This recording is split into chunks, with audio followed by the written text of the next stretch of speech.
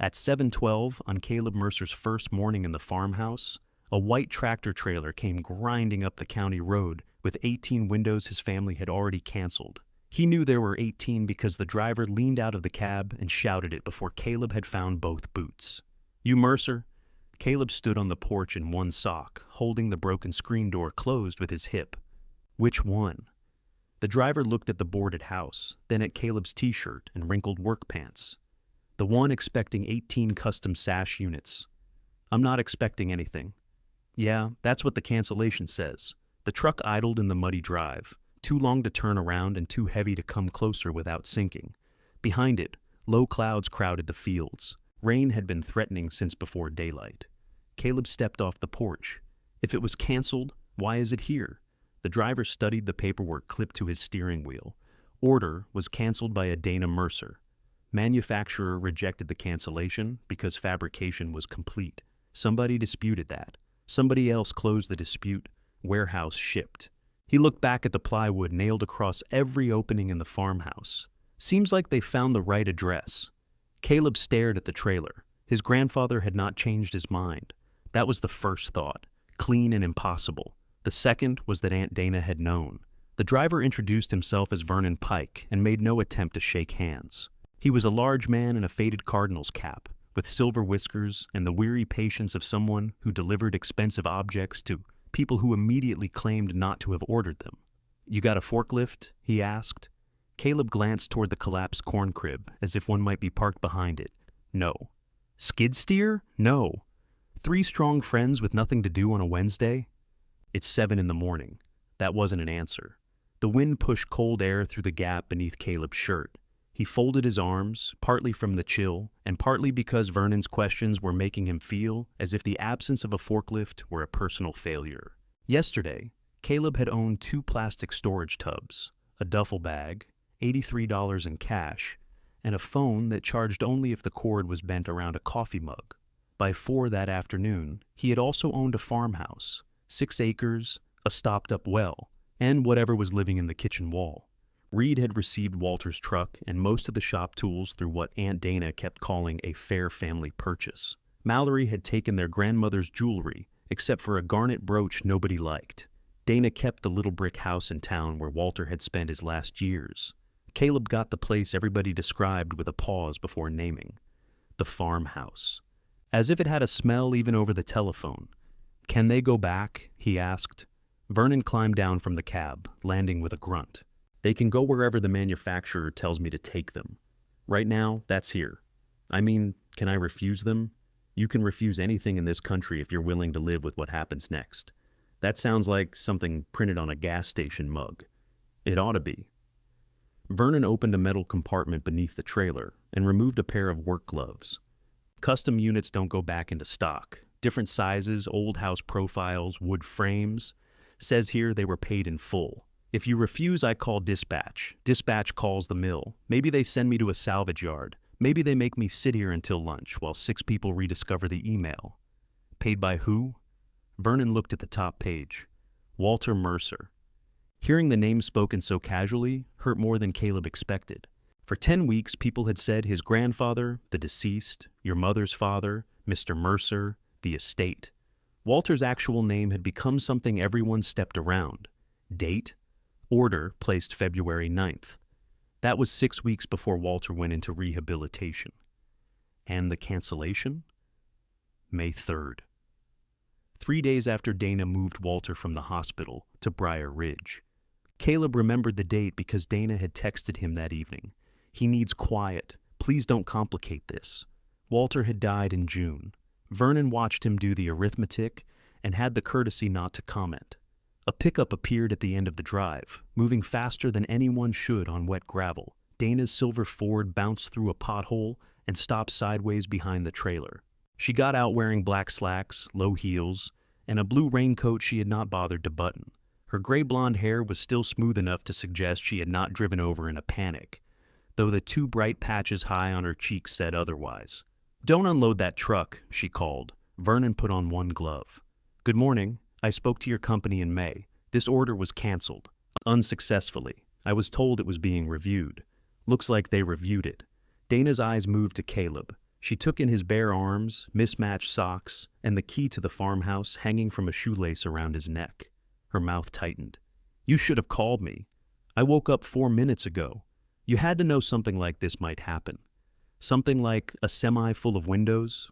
Your grandfather had several unfinished arrangements. The phrase was polished from use.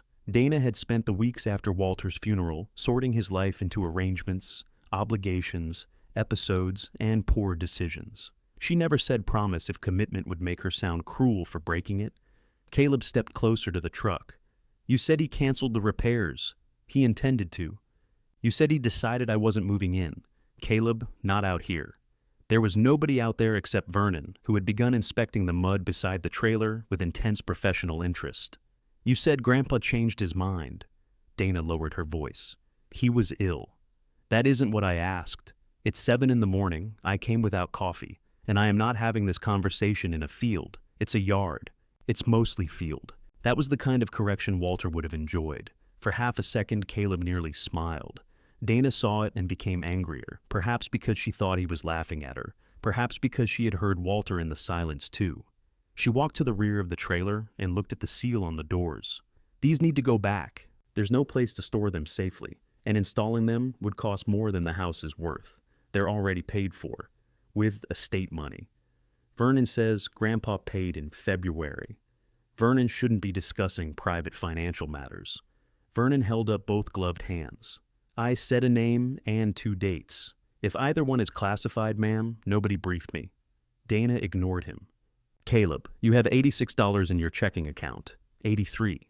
That correction does not strengthen your position." He hated that she knew. Dana had helped him open the account when he was 17, after his mother died, and he had never removed her access. He made a note to do it, though the note lived only in his head beside "call the electric company. Find out why the toilet leans, and buy something besides crackers." Dana came closer. Her voice softened, which was worse. "You survived 1 night here. That doesn't make this a plan." "I didn't say it did." "Then don't let a truck make the decision for you." Caleb looked up at the farmhouse. The boards over the downstairs windows were silver with age, but those over the upper floor were newer, cut from the same sheets of plywood and fastened with neat rows of screws. Walter had boarded them after a hailstorm blew out half the glass and a winter of leaks swelled the frames. He had shown Caleb the estimate for replacements at the kitchen table in town. "Custom costs more," Walter had said, tapping the paper. "But square windows in a crooked house will make a liar out of everybody." Caleb had not understood it. Walter had laughed and told him he would. That estimate must have become the order sitting inside Vernon's trailer. "Why did you cancel them?" Caleb asked. Dana rubbed 2 fingers against her forehead. "Because the rehabilitation center required a deposit. Because the townhouse roof needed repair. Because your grandfather had started spending money as if there would always be another season to fix what he neglected the season before. He paid for these already. And I was trying to recover the payment. For his care. For everything." The answer came sharp enough to be honest. Dana looked away toward the dead garden behind the house. Stakes still marked the rows, though nothing grew there but foxtail and thistle. "I was the one taking him to appointments," she said. "I was the one cleaning that house in town, arguing with insurance, driving back when he left the stove on. He called you when he wanted to talk about apple trees and porch paint. He called me when he fell." Caleb had no answer that did not sound childish. He knew she had carried things he had not. He also knew she had guarded Walter's last months so fiercely that love and possession had become difficult to separate. Dana turned back to him. He liked making promises. I handled what they cost. So he didn't change his mind. Her face went still. Behind them, the truck's engine settled into a lower growl. "Did he?" Caleb asked. Dana glanced at Vernon, then at the house. "Walter was not coming back here." "That's not what I asked. He had no business encouraging you to believe you could manage this place." "Did he cancel the repairs?" "No." The word was quiet. It did not need help. Caleb felt the morning rearrange itself around it, the truck, the windows, the farmhouse key against his chest. Even the plywood looked different. Not less ugly, just less final. Dana exhaled through her nose. "I made the decision because somebody had to. And then you told me he made it. I told you what would get you to stop waiting for something that wasn't going to happen. What wasn't going to happen, him getting better or me getting a home. Dana flinched. It was small, but he saw it. A horn chirped on the road. Tessa Alvarez's red pickup squeezed past Dana's Ford and rolled into the grass. A yellow lawn tractor sat in the bed, secured by enough rope to restrain livestock. Tessa climbed out in steel-toed boots and a green work jacket, her dark hair twisted beneath a knit cap. She looked at the semi, the farmhouse, and Dana. "I leave you alone for one night," she said to Caleb, "and you open a window store." No one laughed except Vernon. Tessa came around the pickup. "What's happening?" "Delivery dispute," Vernon said. "Family matter," Dana said at the same time. Tessa nodded. "Those are usually the same thing with worse paperwork." Dana knew Tessa well enough to dislike being unable to dismiss her as a stranger. Caleb is refusing to be practical. "I haven't refused anything yet," Caleb said.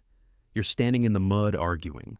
In this family, that means the decision's already made." Tessa looked at Caleb instead of Dana. "Are those the windows Walter ordered?" He nodded. "The ones for this house?" Another nod.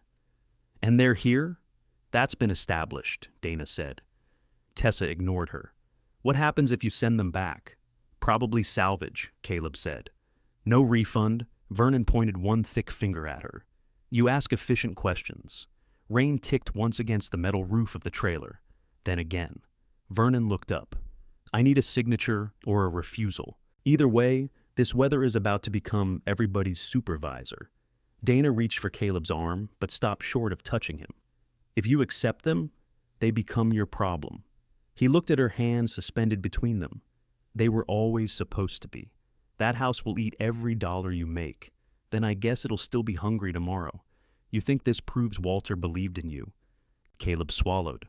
"I think it proves you lied." Dana let her hand fall. Vernon offered Caleb the clipboard.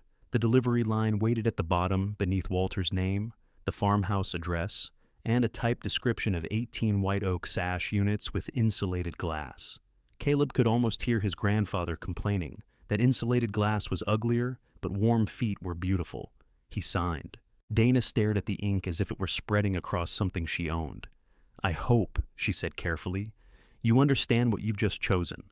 "No," Caleb said, "I don't." That surprised her more than defiance would have. She walked back to her pickup. Before getting in, she looked at the boarded house for several seconds. Caleb wondered whether she saw Walter there, or only the work he had left behind. Then she drove away without saying goodbye. Vernon broke the trailer seal. "All right. Bad news is, my pallet jack won't cross that yard." "What's the good news?" Tessa asked.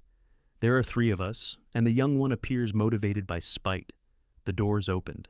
Inside, 18 wooden frames stood braced in padded racks, their glass catching the dull morning and multiplying it. They were beautiful, which Caleb had not been prepared for.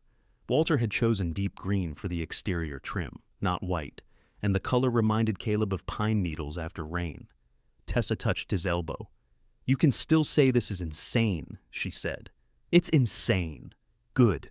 I didn't want to work with somebody confused." Vernon released the first brace. Rain began to patter steadily on the trailer roof. Caleb pulled on the spare gloves Vernon handed him and took hold of the lower corner. The window was heavier than it looked. When they lifted, the weight dragged at his shoulders and forced his boots deeper into the mud. Across the yard, the farmhouse waited behind its plywood face. One down, Vernon grunted. Caleb adjusted his grip. 17 to go. The first window made it halfway across the yard before Caleb's left boot stayed behind in the mud. He lurched, dropping his corner 6 inches. Tessa caught the side of the frame against her shoulder. Vernon made a sound that contained several forbidden words without clearly pronouncing any of them. "Don't move," Tessa said. "I'm not moving. You're hopping. That's movement adjacent." Rain ran down Caleb's face. His sock had found the deepest part of the hole and was turning brown by the second. Vernon shifted more of the window's weight onto himself. "Boy, if you break a $1,200 unit before we reach the porch, I'm putting your boot back in the truck and leaving you here. It costs $1,200?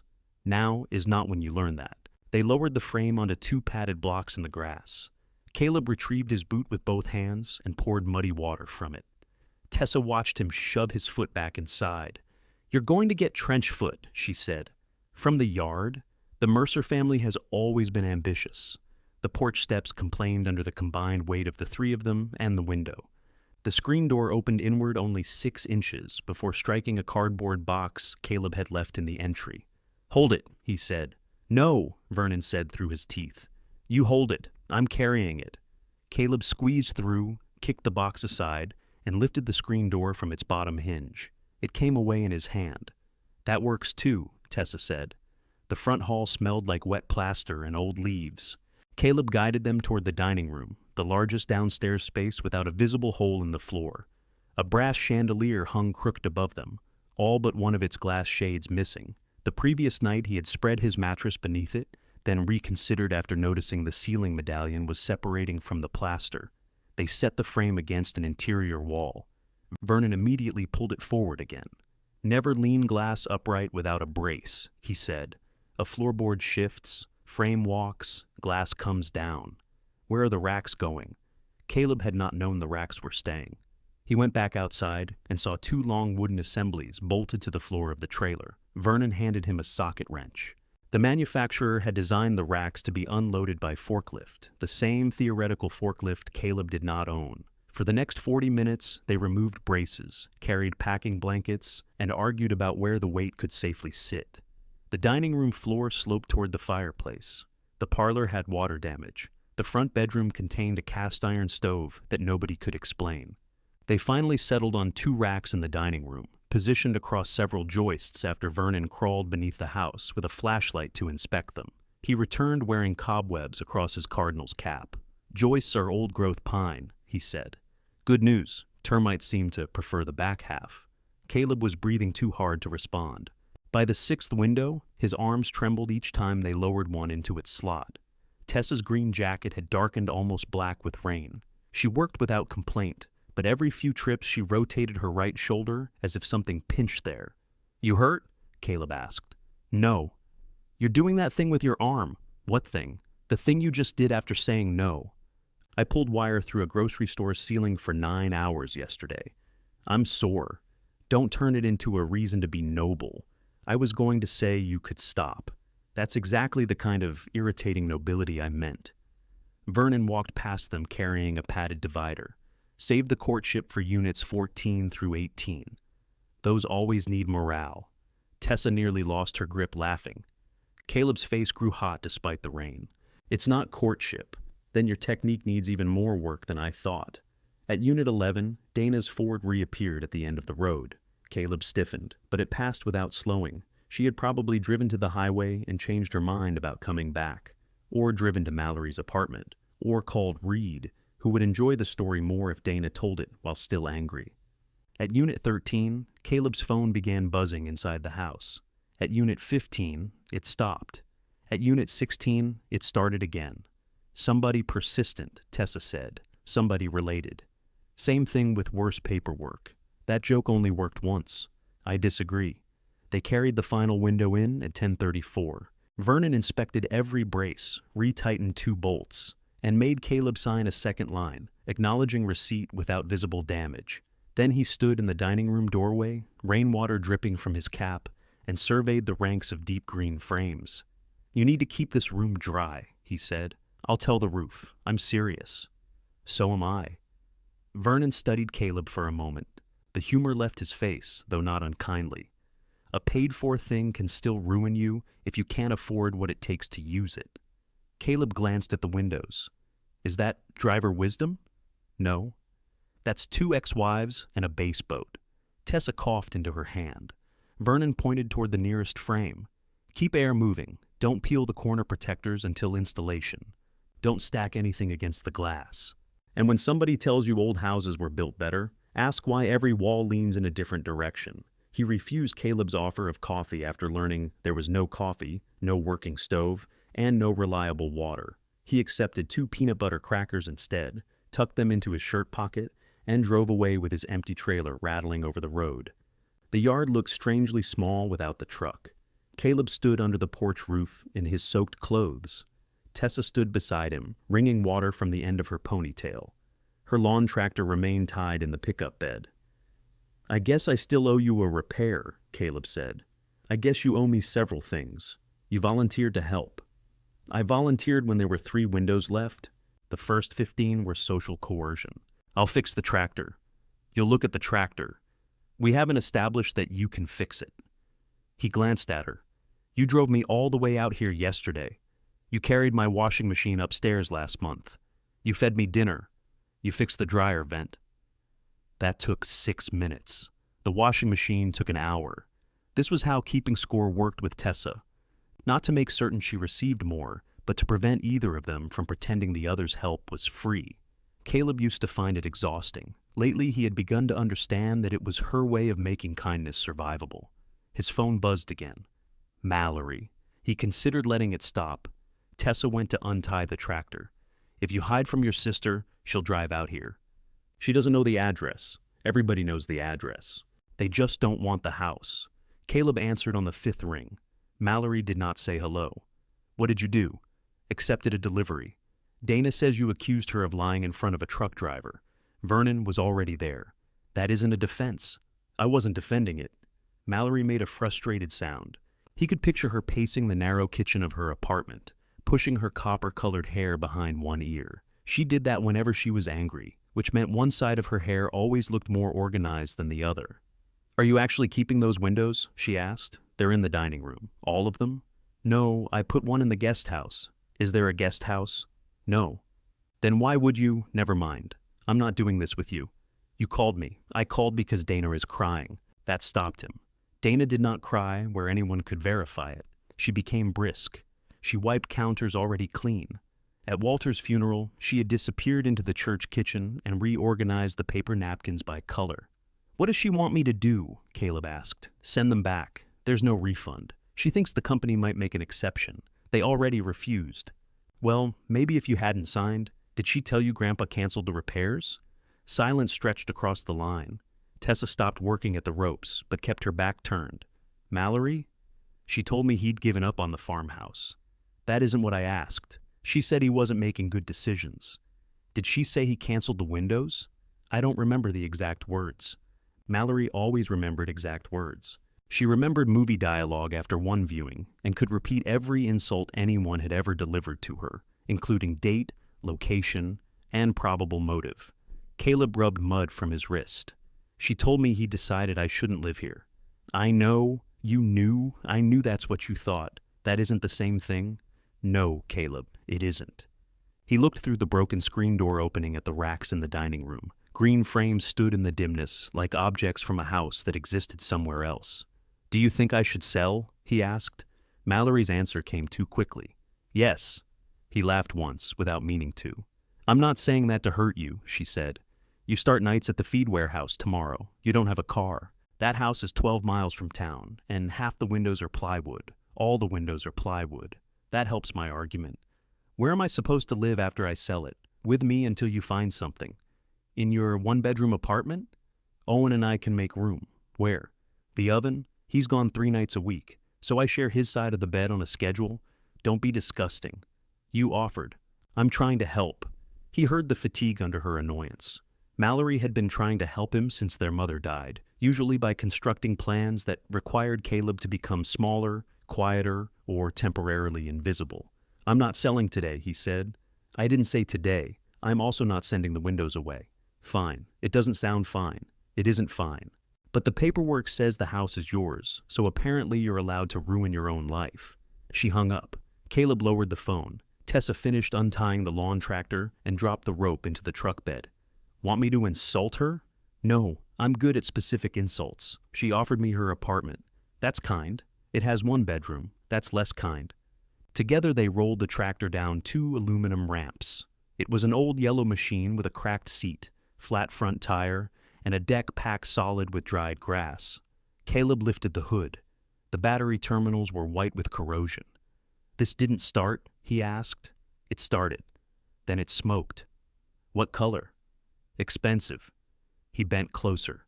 The fuel line was brittle, and oil coated the engine block. Walter had taught him to begin with what a machine was trying to say before taking anything apart. Noise, smell, heat, vibration. Every failure announced itself if a person was patient enough to listen. Caleb reached for the dipstick. From inside the farmhouse came a dull wooden crack. They both froze. A second crack followed, then a slow scraping sound. Caleb ran through the broken screen door. One of the dining room racks had shifted half an inch down the sloping floor. The lower brace pressed into a warped board that had begun to split. Tessa came in behind him. "Don't touch it," she said. "I have to move it." "With what? Your forklift?" He crouched beside the rack.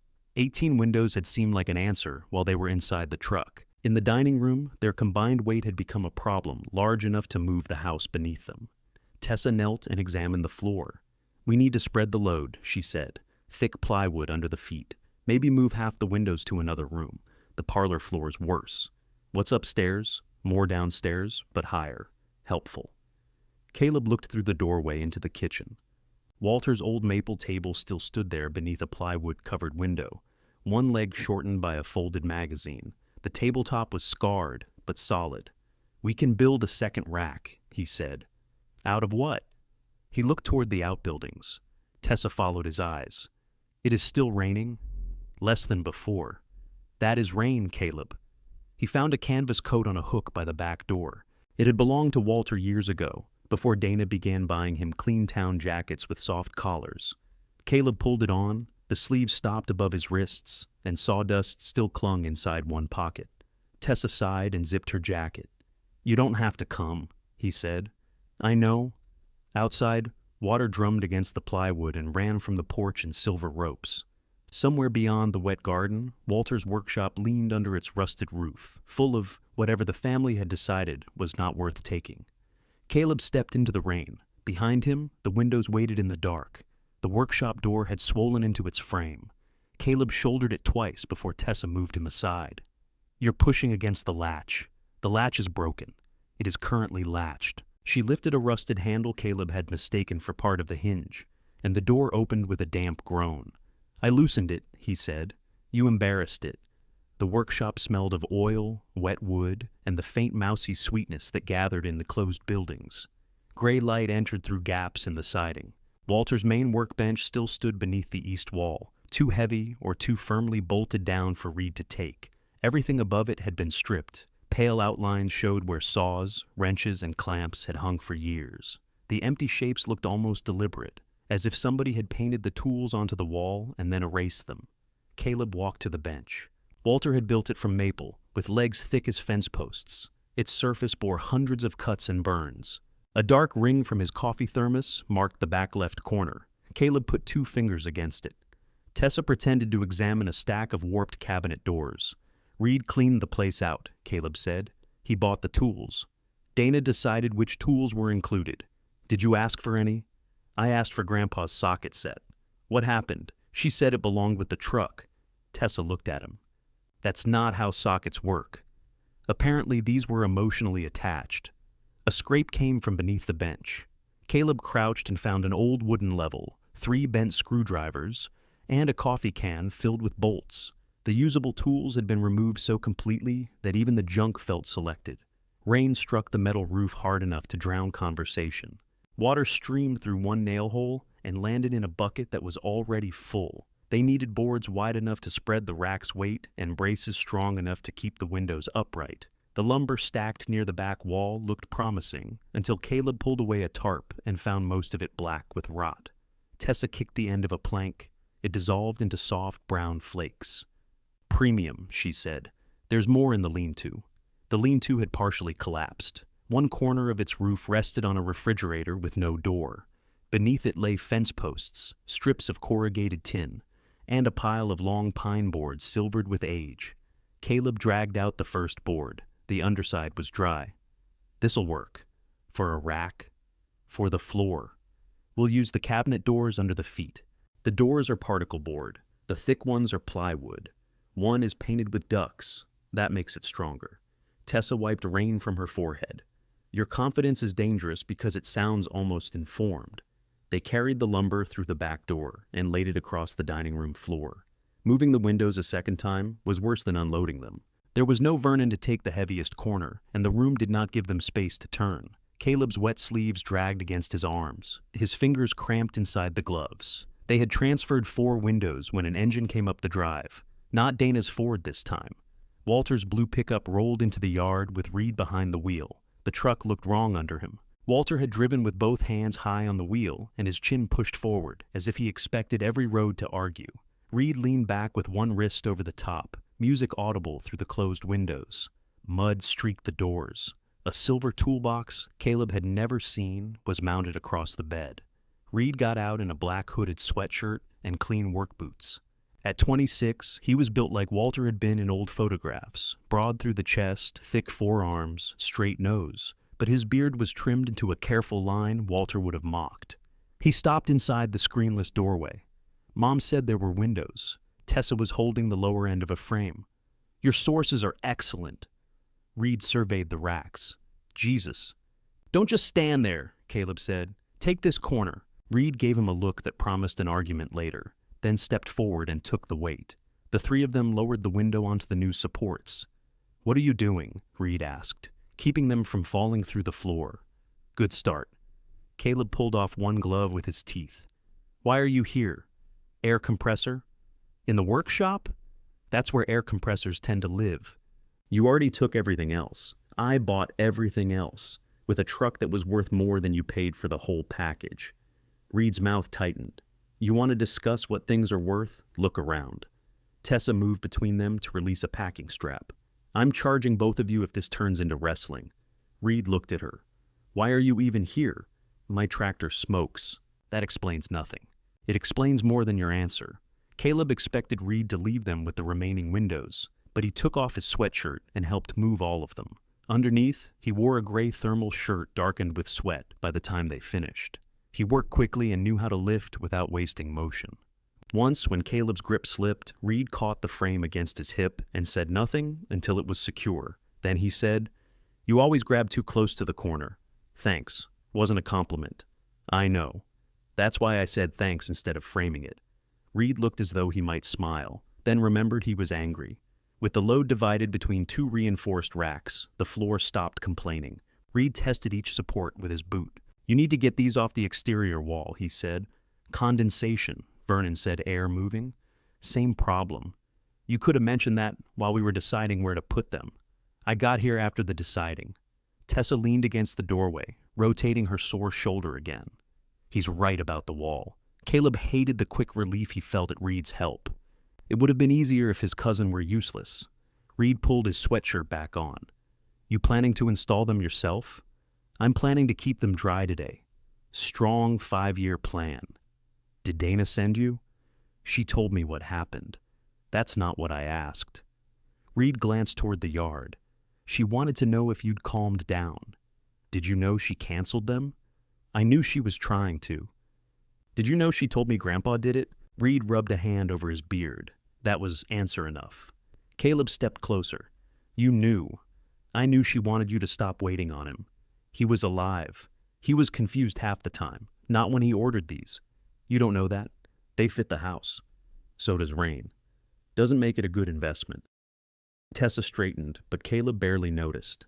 "What did she tell you?" he asked. Reed exhaled. "She said Grandpa kept talking like he was coming back out here, and you kept building your whole life around it. She thought if you believed the plan was over, you'd get a full-time job. I had a job. You had 12 hours a week unloading produce. I was taking care of him. You visited." The word landed where Reed intended. Caleb's hands closed. "I did more than visit. I'm not saying you didn't, but Mom handled the ugly part. You got him on afternoons when he wanted to sit around and tell stories. You didn't have to make him shower. You didn't have to take his keys when he almost drove through the pharmacy." "No, she made sure I didn't." Reed's expression changed, just slightly. Caleb saw then that Reed had not known how often Dana turned him away. It did not absolve him. It only made the anger less clean. Reed looked toward the windows. "Grandpa promised me that truck. You still paid for it." "Because Mom said promises weren't paperwork." The words hung between them. For 1 second, they stood on the same side of something neither of them wanted to name. Then Reed reached for his keys. "The compressor's mine." "What do you need it for?" "My nail gun. I need it for the house." "You don't own a nail gun. I don't own a compressor either, apparently." Reed walked toward the workshop. Caleb followed him through the rain, with Tessa behind them. The compressor was a red, 20-gallon machine shoved beneath a shelf. Caleb had seen Walter use it 100 times. One wheel was cracked, and the hose had been repaired with black tape. Reed unplugged it. "Let me borrow it," Caleb said. "For what?" "When I start the windows. You're nowhere near starting. When I am. You call me, I'll see." Caleb laughed. "You'll see. I paid for it. You paid Dana for it, as executor, at a price she chose." Reed wrapped the cord around the handle. "I'm not having the estate argument again. You got the house. I got the tools. Mallory got the jewelry. Mom got the place in town. Nobody got what they thought was fair, which is how you know it was probably close." He rolled the compressor to the door. Its cracked wheel caught in a groove in the floor. Caleb could have stopped him with one hand on the handle. Instead, he lifted the front so Reed could pull it free. Reed hesitated. "Thanks. Wasn't a favor." "I know." They loaded the compressor into Walter's truck. Before Reed climbed in, he looked up at the farmhouse. "Cover the dining room chimney," he said. "Flashing's gone on the north side. That's where the water's coming from." "How do you know?" "Grandpa had me look at it in April." Caleb stared at him. "He asked you to help?" "He asked me to put up scaffolding." "Why didn't you?" "Mom said the windows were canceled. I figured there was no point." Reed shut the tailgate and drove away. The rain eased to a fine mist. Tessa stood beside Caleb, arms folded. "Your family communicates like people trying to assemble furniture in separate rooms. He could have helped Grandpa. So could a lot of people. He had the scaffolding. And you had 12 hours a week unloading produce." Caleb looked at her. She did not soften. "You want me to tell you he's awful, I can. But that won't fix the chimney." Back inside, she opened the metal electrical panel near the kitchen. Most of its labels had faded into pencil ghosts. One breaker was marked Pump, another read East Rooms, though the farmhouse had no rooms anyone called East. Tessa shone her phone light inside. "What?" Caleb asked. "I'm deciding how rude to be. Be accurate first. There's corrosion along the bottom. 2 breakers are the wrong type. Somebody doubled wires under this lug. English? Do not let the power company turn this on. I called them yesterday. Call them back. I need electricity. You also need to remain non-conductive." She closed the panel and went to the plywood covering the kitchen window. Around one corner, rain had darkened the plaster. Caleb touched it. The surface crumbled beneath his thumb. "If we take the board off, can we see how bad the frame is?" he asked. "We can see how bad one frame is." They found a pry bar in the coffee can's general neighborhood and removed the screws one at a time. The plywood resisted until the final fastener came loose. Cold daylight poured into the kitchen, gray and startling. For the first time in years, the room had a view: wet garden stakes, the leaning workshop, Reed's tire tracks filling slowly with rain. The sill beneath the opening was split down the middle. Caleb pressed it with the pry bar. The wood sank like cake. Tessa stood beside him. "That," she said, "is why the windows aren't the repair." Caleb looked across the kitchen at the deep green units waiting in the dining room. Until then, he had been imagining installation as removal and replacement. Old out, new in, problem solved. The house had just corrected him. He fitted the plywood back over the opening. This time, before driving the first screw, he left the lower corner open half an inch so air and one thin blade of daylight could enter. Then, he reached for his phone to cancel the electricity. The utility representative put Caleb on hold long enough for him to begin recognizing the flute music. When she returned, she said, "So, you no longer want service established at the address?" "I want it. I just can't have it yet." There was a pause. "Sir, I need to mark this as establish or cancel." "Cancel." "Reason?" Caleb looked at Tessa. She mouthed, "House wants to kill you." "Electrical repairs," he said. The representative gave him a confirmation number. Caleb wrote it with a carpenter's pencil on the plywood covering the kitchen window. The number joined Walter's old measurements, a faded hardware store sticker, and the half-inch opening Caleb had left at the corner. "Good decision," Tessa said. "It feels terrible. Most good electrical decisions do. Nobody throws a party because the breaker didn't melt." They carried the lawn tractor into the workshop before the rain started again. Caleb cleaned the battery terminals and found a split in the fuel line near the carburetor. The engine had been leaking gasoline onto a hot metal housing, which explained Tessa's expensive colored smoke. "You're lucky it didn't catch fire," he said. "It had just rained. That wouldn't have helped. It makes me feel luckier." He did not have replacement fuel line, so he drained the tank, removed the damaged piece, and set it on the workbench. Tessa watched him arrange the few surviving tools within reach. "You do know what you're looking at," she said. "I said I did. You also said the floor could hold 18 windows." It held them for several minutes. She smiled, but it faded when she noticed the time on her phone. "I have to get to work. Come with me. I'm not qualified. I mean, get in the truck. You need a shower, dry clothes, and food containing a color. I have clothes. You have a shirt in a plastic tub. That's not an infrastructure." Caleb looked toward the house. "The windows are braced," she said.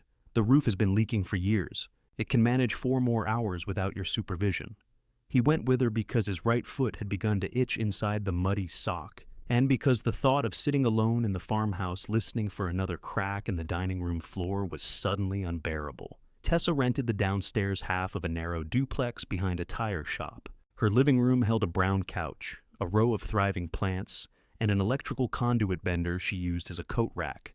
She handed Caleb a towel and pointed him toward the bathroom. "Don't use the blue shampoo." "Why?" "It costs more than your phone." The hot water hurt his cold hands. Mud spiraled away from his feet and vanished down the drain. For several minutes he stood with his forehead against the tile, too tired to wash anything. On the back of the bathroom door hung a clean gray sweatshirt that smelled faintly of Tessa's laundry detergent. He considered asking, then put his wet shirt back on instead. When he came out, Tessa had made eggs and burned one side of 2 pieces of toast. "You missed a shirt," she said. "It's fine. You're leaving water on the floor. I'll clean it." She threw the gray sweatshirt at him. "Put that on before you develop a pioneer disease." It was too small across his shoulders and too short at the wrists. Tessa looked at him, decided not to laugh, and failed. "You look like you stole laundry from a much more successful person." "You offered it. I didn't offer dignity."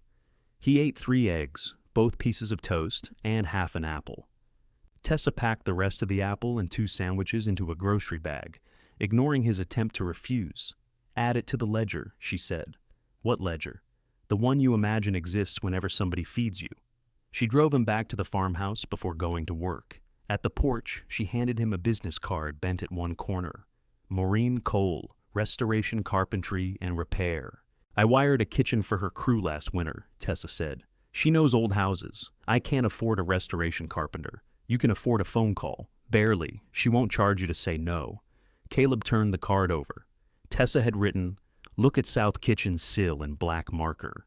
"You already called her?" "I sent a picture." "What did she say?"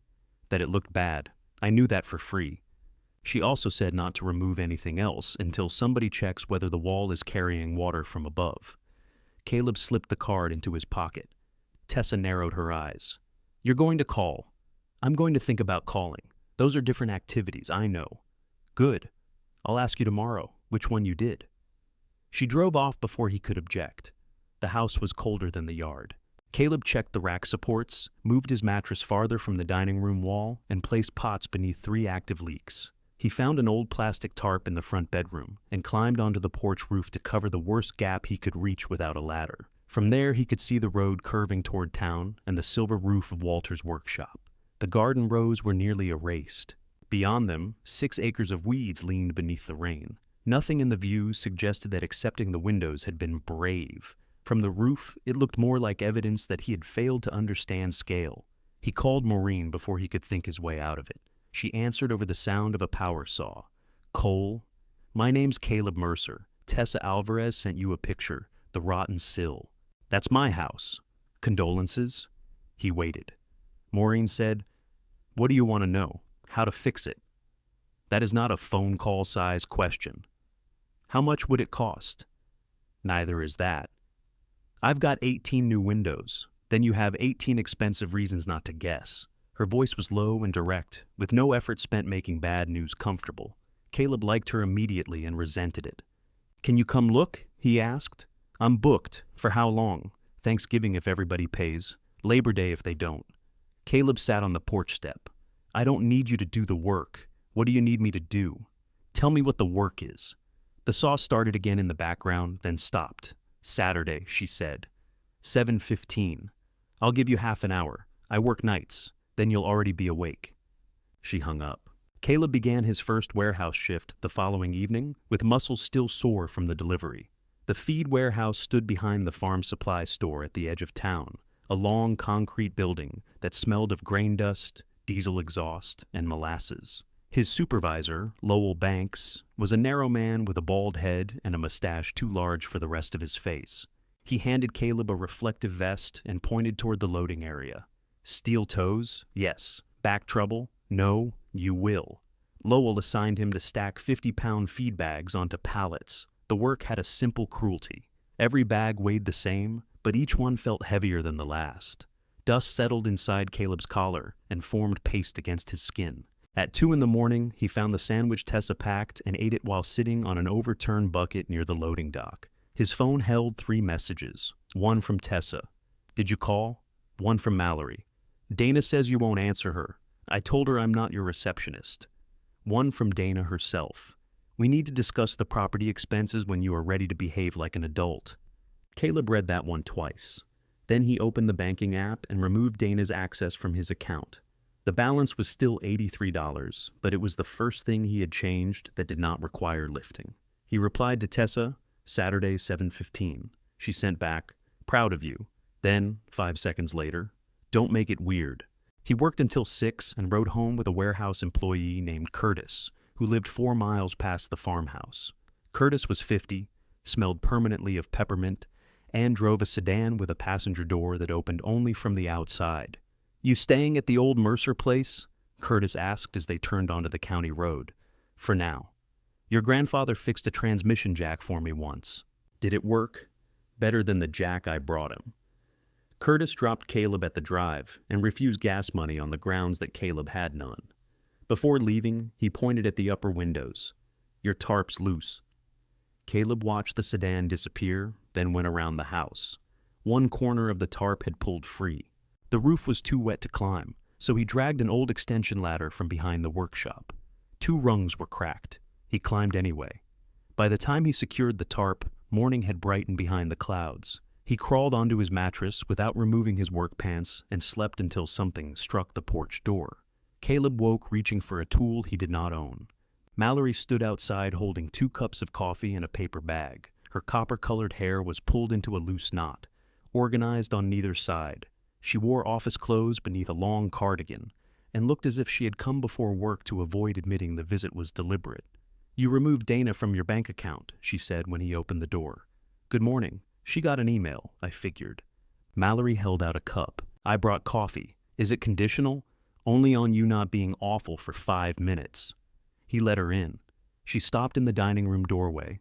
The green windows filled both racks, their glass reflecting the crooked chandelier and the pale rectangles of plywood opposite them. "Oh," she said. It was not admiration exactly. It was the sound of a person discovering that a family argument had physical dimensions. 18, Caleb said. "I can count. You asked yesterday. I was hoping you exaggerated." Mallory walked between the racks without touching them. Her gaze settled on Walter's name, printed on a shipping label. "I didn't know he paid for them," she said. Dana did. Dana knew everything about his bills by then. She also knew he didn't cancel. Mallory looked tired. "I'm not defending that. You're just telling me to sell the thing she lied about. I'm telling you that truth and good judgment aren't always the same." She handed him the paper bag. Inside were 2 breakfast biscuits and a pair of thick wool socks. Caleb lifted the socks. "You looked cold when Tessa sent me the picture," she said. "Tessa sent you a picture? You were carrying a window with 1 boot." He made a note to object later. Mallory looked through the kitchen doorway at the strip of light entering beneath the plywood. "Did Mom ever bring us here?" "Once or twice. I remember a long table. It's still there. I remember Grandpa letting her sleep upstairs after she and Dana had that fight." Caleb had not known that. "What fight?" Mallory shook her head. "One of them." She turned back toward the windows. "This house was always where people landed when something went wrong. Is that supposed to make me feel better?" "No. I'm trying to remember it accurately." Before leaving, she placed one palm briefly against the nearest green frame. It was not an apology. Caleb did not make it become one. On Saturday, Maureen Cole arrived at 7:12 in a beige minivan with a cracked windshield and 4 ladders strapped to the roof. She stepped out wearing paint-stained canvas pants, red-framed glasses, and silver hoop earrings, large enough to catch on machinery. "You're Caleb?" "Yes." "You look tired. I work nights. I don't recommend houses as a daytime hobby." She ignored the front door and walked directly to the south kitchen window. Caleb removed the screws while she inspected the exterior. When the plywood came away, Maureen pushed a narrow awl into the sill. It disappeared nearly to the handle. She checked above the opening, then the corner of the wall, then the ceiling. "The sill is gone," she said. "Left jack studs soft. Water's coming from the roof edge and traveling down the sheathing. You put a new window in here now. You'll be hanging $1,200 inside wet compost." Caleb folded his arms. "Can it be fixed?"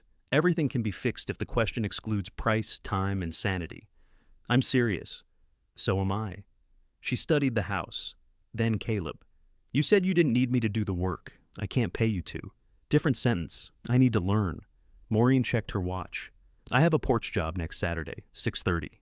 You show up sober, on time, and willing to carry things without explaining your childhood. I'll pay you for the day. And the window? If you're useful, I'll answer questions while you work." Caleb looked at the rotten opening. 6:30, he said. Maureen handed him the awl. "Start by learning what not to trust." The awl found bad wood in 3 places around the kitchen opening and solid wood in 2. Maureen made Caleb press it into each section himself. "Don't stab," she said. "You're not punishing it. I'm testing it. You're attacking it with a tiny spear. Push slowly. Rot gives. Good wood argues." He tried again near the upper corner. The awl entered a 1/4 inch and stopped. "That's good. That's better." Good is a word people use before the estimate changes. She took a roll of blue painter's tape from her pocket and marked the damaged areas. Her half-hour inspection lasted 50 minutes. She checked the dining room racks, told Caleb to move 1/6 inches farther from the wall, and looked into the attic through a hatch above the upstairs landing. When she came down, cobwebs clung to one silver hoop earring. "Roof is not as bad as it could be," she said. Caleb waited for the rest. "It is also not good." "What needs doing first?" "Stop the water, then repair framing, then install windows." "Not the other way around because you're excited to see them." "I'm not excited. You signed for 18 custom windows with $83 in the bank. That is either excitement or a neurological event." Tessa had told her too much. Maureen gave him the address of the porch job and left without promising anything beyond Saturday. Her minivan disappeared down the road, with the ladders vibrating on top. Caleb reattached the kitchen plywood and spent the afternoon testing wood around the remaining downstairs openings. The awl became depressing fast. It sank deep along the north side of the parlor, stopped cleanly in the front hall, and went through one section beside the dining room window so easily that his hand struck the wall. He marked every soft place with blue tape until he ran out. The house looked as though someone had begun labeling an illness. At 4, Dana called. He let it ring while he washed his hands with bottled water over the kitchen sink. The drain worked, though it complained from somewhere beneath the floor. She called again before he finished. "What?" he answered. "Good afternoon to you, too. You said we needed to talk when I could behave like an adult. I'm checking whether that happened." Dana was quiet for one breath. "The insurance policy on the farmhouse was carried by the estate. It won't continue indefinitely." "How indefinitely?" "End of the month." Caleb looked toward the dining room. "How much?" "You'll need your own quote." "Then why did you call?" "To prevent you from claiming no one told you." The words had an edge sharpened by old arguments, most of which Caleb did not remember having. "Anything else?" he asked. "The county taxes are current through the year. Walter paid those in January. Was he confused then too?" "Caleb, you keep telling me which decisions count based on whether you like them. I'm trying to keep you from losing the one asset you received. You wanted me to send the windows to salvage, and I still think rebuilding that house is beyond you." He pressed his wet palm against the counter. "You don't know what's beyond me. I know what things cost." "Yeah? You keep saying that like you invented money." Dana's voice lowered.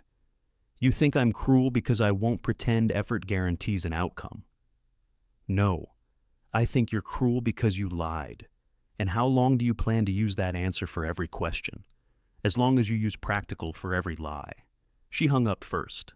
Caleb stood in the kitchen listening to the empty line until the phone beeped. His anger had nowhere useful to go. He tested the fuel line from Tessa's tractor again, though it had not improved since morning.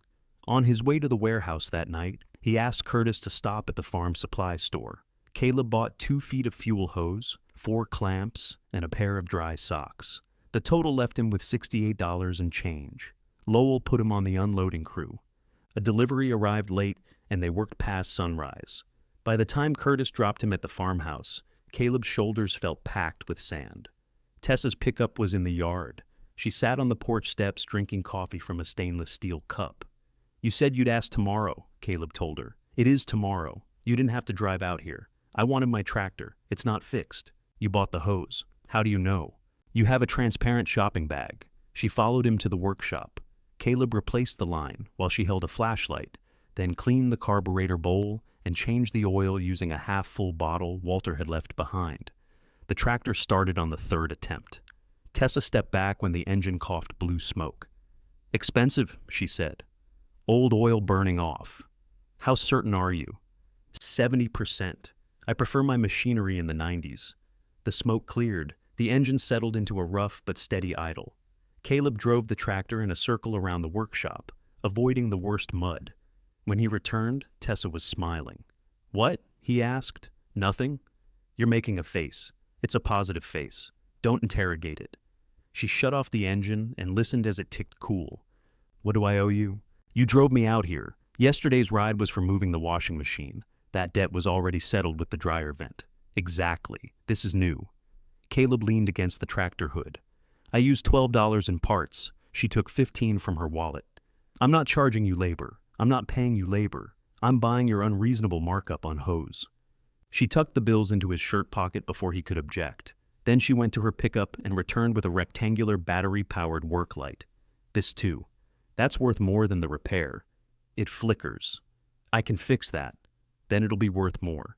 "Tessa, you're living in a house without electricity. Take the light." He looked at the yellow plastic casing. Her initials were written on the back in black marker. "Put it in the ledger," she said. "I'm starting to hate the ledger." "Good. That means it's working." She loaded the tractor using the aluminum ramps.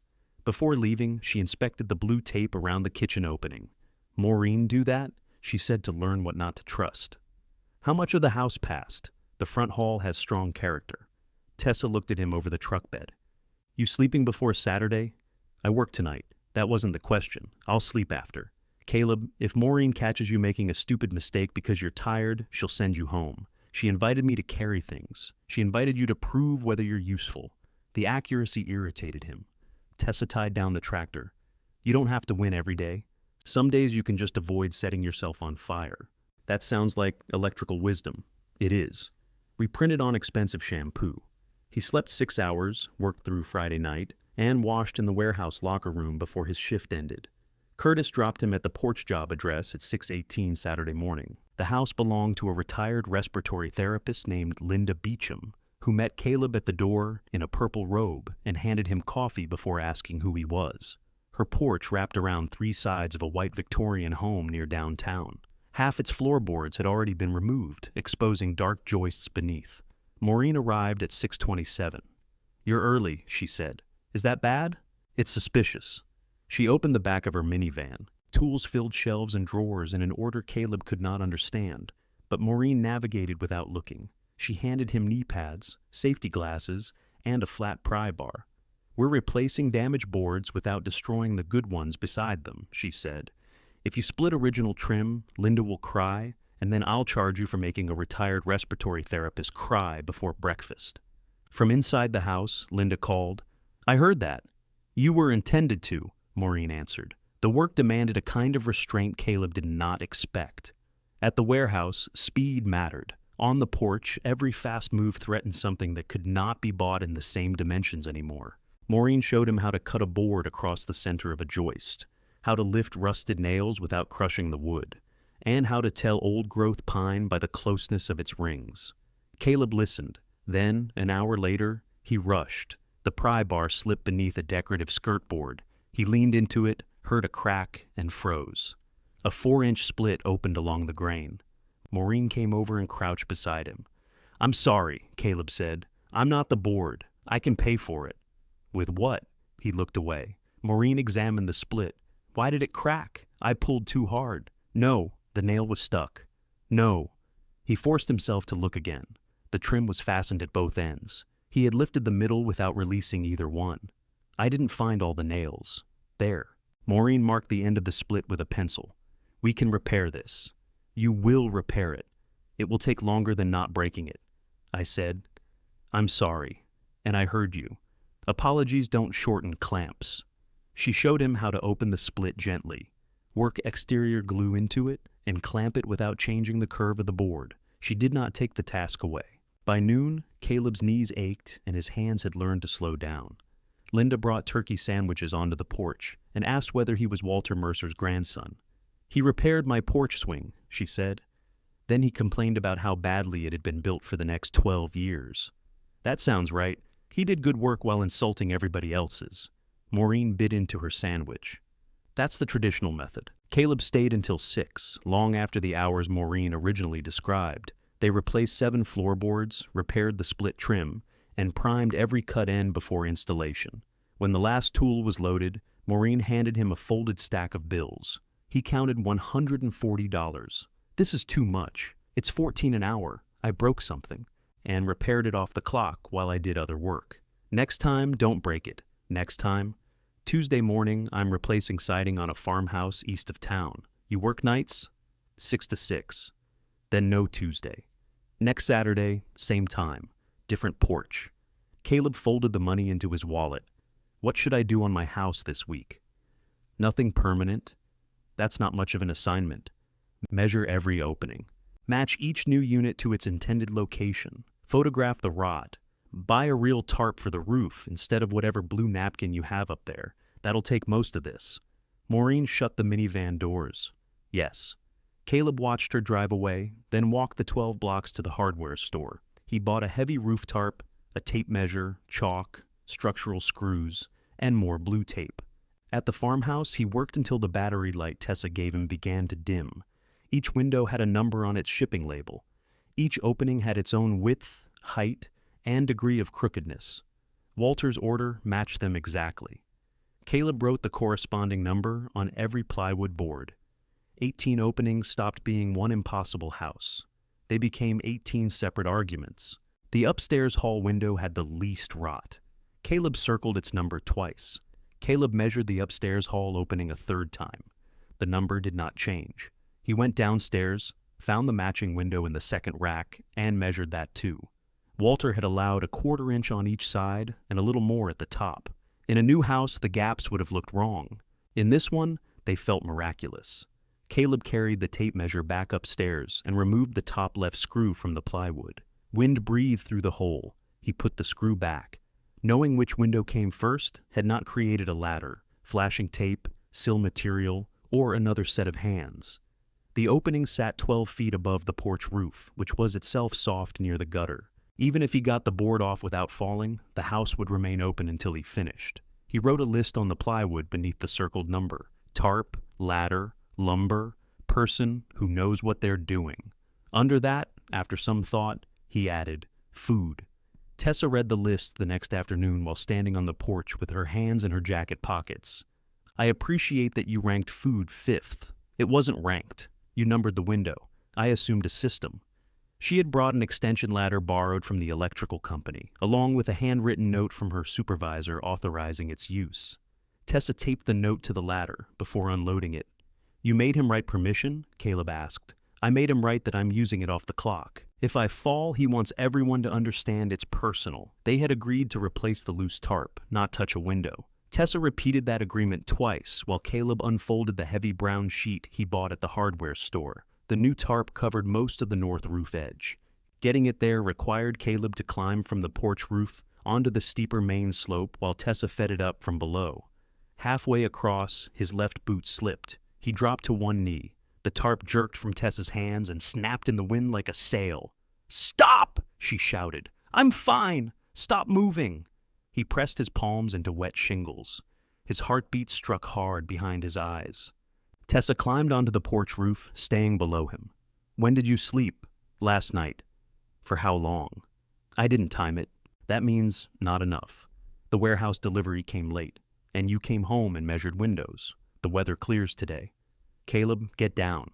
If we don't secure this corner, I will secure it after you get off the roof. You can't reach it. Then the tarp can remain emotionally incomplete. He looked down at her. Anger sharpened her face, but beneath it was something worse, fear that had nowhere polite to go. Caleb eased backward until his boot found the ladder. Tessa did not speak again until both of them stood on the porch. Then she shoved the bundled tarp against his chest. You don't get to make me watch you fall because accepting help makes you itchy. I slipped. You're exhausted. I have to work when I'm not at work. That sentence is stupid. It's still true. No. You decided it's true because if this takes all of you, nobody can accuse you of not deserving it. Caleb stared at her. Tessa took the ladder note off and folded it into her pocket. I'll come back tomorrow after you sleep. I work tonight. Then the tarp waits. It's supposed to rain Monday. It is Saturday. Exactly. She looked ready to argue until Monday arrived. Caleb lowered the tarp. I'll call Lowell and say that I'm sick. You aren't sick. I can say I'm stupid. He already hired you. He knows.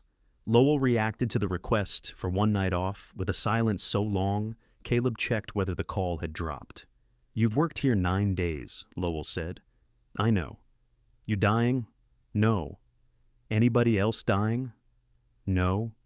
You get one absence inside 30 days. You understand? Yes. Congratulations. You just spent it. The guilt stayed with Caleb after he hung up. So did the relief. He slept 11 hours on the dining room mattress while rain tapped lightly against the boards.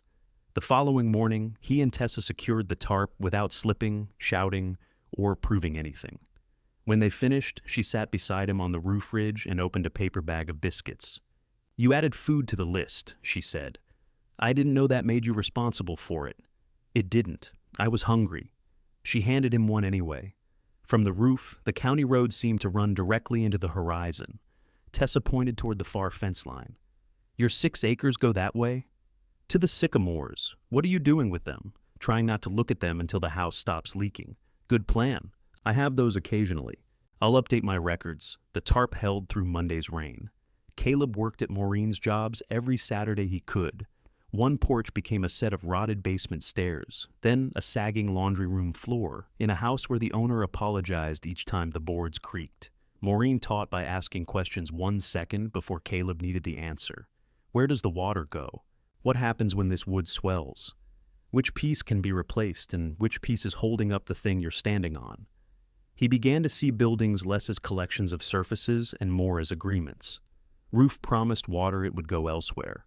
Framing promised weight, it had a path to the ground. Paint promised it would keep weather out, provided nobody expected it to repair what sat beneath.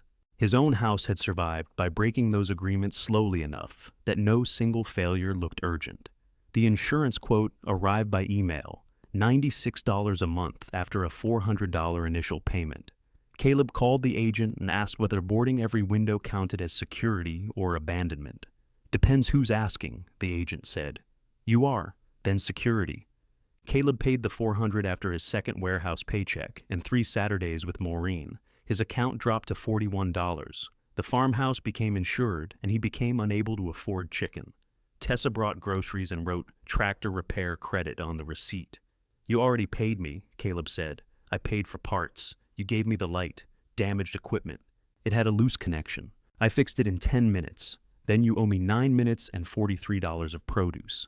He accepted the groceries because he had started recognizing the difference between surrender and dinner. By the time Maureen agreed to help with the first window, Caleb had spent 4 weeks working beside her. He had learned to cut straight, identify water damage, and keep his apologies for mistakes that required them. What do I pay you? He asked. Tomorrow morning? You don't. I'm not asking for free work. You worked 2 hours late on Linda's porch and refused overtime because you broke the trim.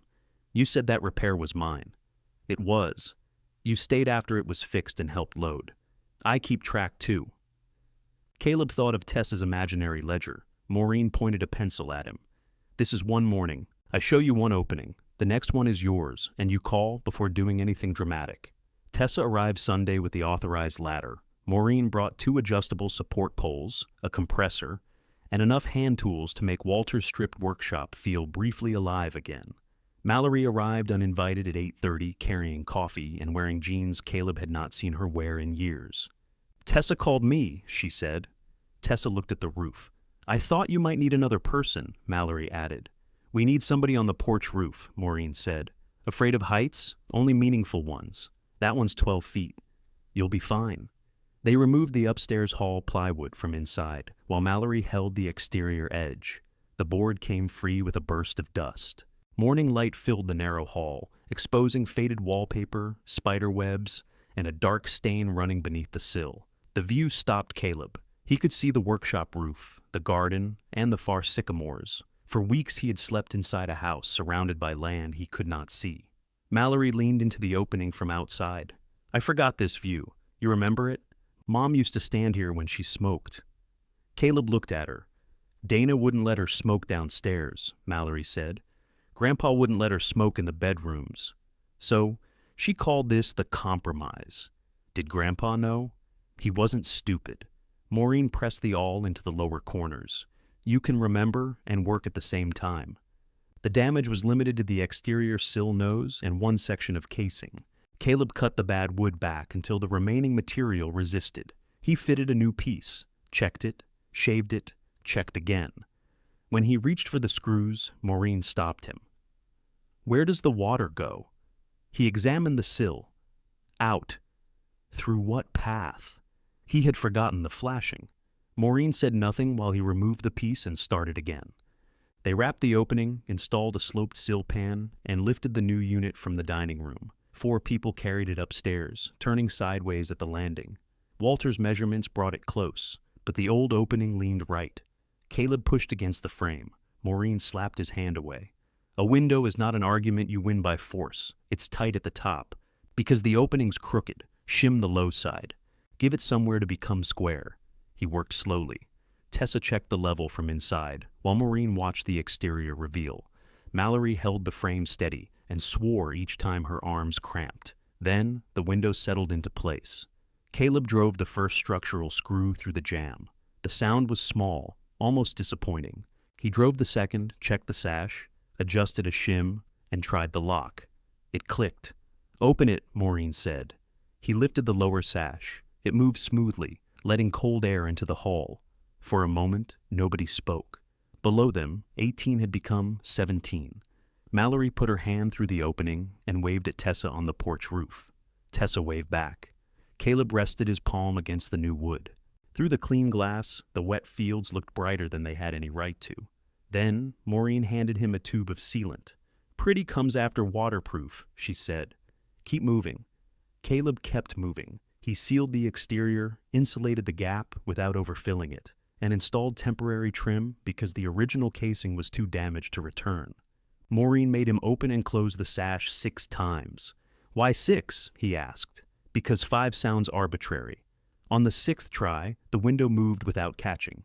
Mallory climbed in from the porch roof and brushed dirt from her knees. "It looks like it was always there."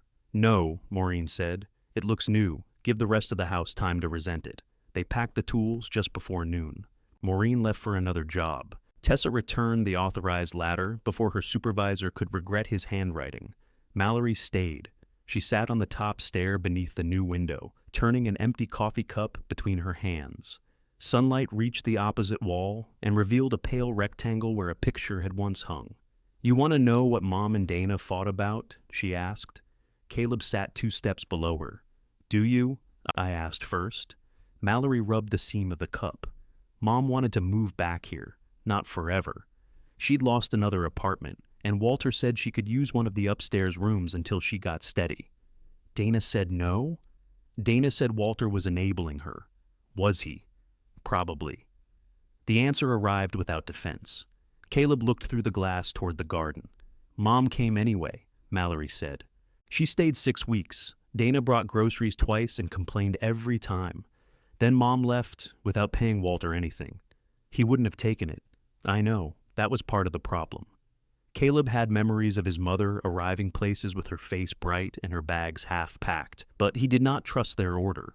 Family stories had been told around him so often that some recollections might belong to whoever spoke loudest. "Why didn't you tell me?" he asked. "You didn't ask until now. That's Dana's kind of answer." Mallory flinched. I didn't know which version would help. Maybe it wasn't supposed to help. She looked at him for a long moment, then nodded. Before leaving, she took the empty cups and every scrap of lunch trash. She did not offer him her apartment again. The second window took Caleb 3 Sundays. It belonged in the front hall and had less rot than the kitchen opening, but the exterior casing broke during removal. Caleb spent his first Sunday cutting replacement stock at Maureen's workshop under her supervision. On the second, rain forced him to close the opening before noon. On the third, Tessa helped him lift the unit into place while Maureen watched by video call and repeatedly told him to stop tilting the phone toward the ceiling. I need to see the sill, Maureen said from the screen. You need to see where the window's tight. The sill determines why it's tight. Tessa held the phone. I can show you the sill or hold the window. Pick which disaster you want documented. Maureen called her unprofessional, then drove out 40 minutes later and corrected Caleb's flashing. When the front hall window finally locked, the afternoon sun fell across the bare floor and struck the brass doorknob. Caleb stood outside for several minutes looking in. 2 clear panes, the hall downstairs and the landing above, made the boarded facade seem less blind. The change was small enough that a stranger might not notice. Everybody who knew the house did. Curtis noticed on the drive to work. Got one downstairs now, he said. 2 total. Going fast. It's been a month. House waited longer. The next night, Curtis brought a broken transmission jack to the warehouse in his trunk. Its release valve leaked and one caster had seized. Your grandfather fixed it last time, Curtis said. Grandpa had tools. You've got hands. I also work here 12 hours. Curtis set the jack beside Caleb's locker. No rush. Caleb took it home. He cleaned the valve on Walter's bench, replaced the damaged O-ring, and freed the caster with penetrating oil. The jack held under the weight of Tessa's tractor, which she had agreed to unload purely for scientific testing. Curtis paid him $40. That's too much, Caleb said. A new one's $200. It cost me $4. It cost you a morning. Caleb accepted $30 and made Curtis take $10 back. Curtis told 3 people at the warehouse that Walter's grandson was doing repairs. Within a week, a pressure washer, a sticking garden tiller, and an oak chair with a loose leg occupied the workshop. Caleb refused the pressure washer because its electric motor was beyond what he knew. He repaired the chair and discovered the tiller needed a part worth more than the machine. The work did not make him prosperous. It made the gas money Curtis refused to accept less embarrassing. It paid for screws, sealant, and 2 used socket sets from a pawn shop. Caleb arranged the sockets above Walter's bench, filling some of the pale, empty outlines on the wall without matching them. One evening, he returned from the warehouse and found Dana's Ford parked at the house. She stood on the porch holding a glass casserole dish covered in foil and a cardboard box sealed with old masking tape. Caleb stopped at the bottom step. How long have you been here? 8 minutes. Were you timing it? I considered leaving at 6. Her hair was pinned back carelessly, and she wore jeans with mud on one cuff. Without her raincoat or office clothes, she looked less like the executor of anything. What's in the box? He asked. Hardware. Whose? The house's. Dana shifted the casserole dish onto one hip. May I come in, or are we doing this on the porch to entertain the road? There's nobody on the road. Curtis Banks drove by and waved twice. That's basically a parade. Caleb opened the door. Dana stopped in the front hall. The new window threw clear evening light across her face. Her gaze moved over the temporary trim, the exposed nail holes, and the place where old wallpaper ended short of the jamb. You didn't center the casing, she said. The opening isn't centered. It used to look centered. The plywood covered half the wall. She set the casserole dish on the floor and walked closer. Her fingers hovered over the green frame without touching it. Your grandmother chose that color, she said. Walter did. For the order, maybe. Ruth chose it originally. She said white windows made the house look as if it was baring its teeth. Caleb had barely known his grandmother before her death, but the sentence gave her a voice more specific than any photograph. Grandpa never told me that, he said. He didn't tell every story to you. The familiar edge returned. Dana heard it too. She closed her eyes briefly. That came out wrong. It came out how you said it. I'm trying, Caleb. At what? She looked at the window again. I haven't decided. The cardboard box contained tarnished sash lifts, pulleys, brass locks, and 24 small porcelain knobs wrapped in newspaper. Dana had removed them from the damaged windows after Walter moved into town. "I thought they might be worth saving," she said. "You canceled the windows, then saved the locks?" "The old windows were beyond repair." That didn't answer me. Not everything is an argument with one side. Caleb lifted a brass sash pull. Layers of paint filled its screw holes. "You could have brought these when I moved in. You moved in 4 weeks ago." 5. I didn't think you'd stay 5 days. There it was, delivered with Dana's usual efficiency. She took the casserole from the floor and carried it into the kitchen. "It's chicken and rice. The oven at the townhouse cooks too hot on the left, so the corner may be dry." "I can't heat it. Tessa told me you have a camp stove. Tessa talks too much. She's worried about you. Is that why you came?" "No." Dana placed the dish on Walter's old table and ran a hand along its edge. "Mallory sent me a picture of the upstairs window. She wasn't supposed to report progress. She was proud." The word made Caleb uncomfortable.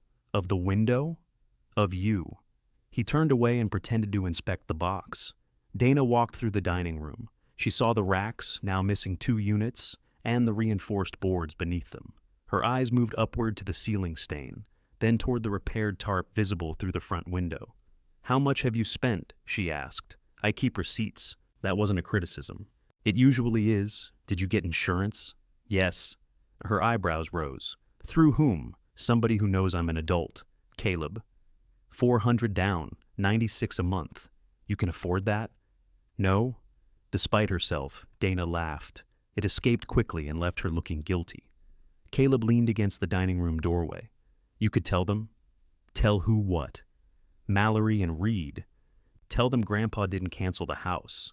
They know I canceled the order. They know pieces. You give everybody a different piece, then act like the whole thing exists somewhere." Dana's face hardened. "What do you want? A family meeting? I want you to say that you told me he changed his mind because you wanted me to leave him alone. That is not why." "Then say why." "I was trying to stop him from spending money he needed." "That's why you canceled. Why did you lie?" Dana looked toward the new front window where the last daylight caught dust in the air. "Because you were 19 and arranging your entire future around a sick man's promise." "I'm still 19. "Yes." "And look at you." Caleb could not tell whether she meant exhausted, poor, competent, or foolish. "I'm not asking you to say I was right," he said. "I'm asking you to say what you did, to satisfy you, to stop making me carry your version." Dana picked up her keys from the table. "I came here with food and things that belong to this house, and I'm grateful." "You have an odd way of showing it. I can be grateful and still want the truth. That sounds like something Walter taught you." "No." "You did." She left without taking the casserole dish. Caleb stood at the front window and watched her cross the yard. Before getting into her Ford, Dana looked up at the 2 clear panes. Her face changed when she saw Caleb behind the glass.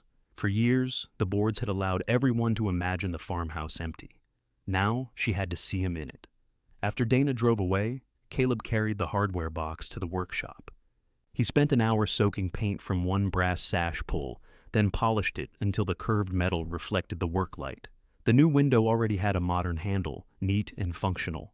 Caleb removed it anyway.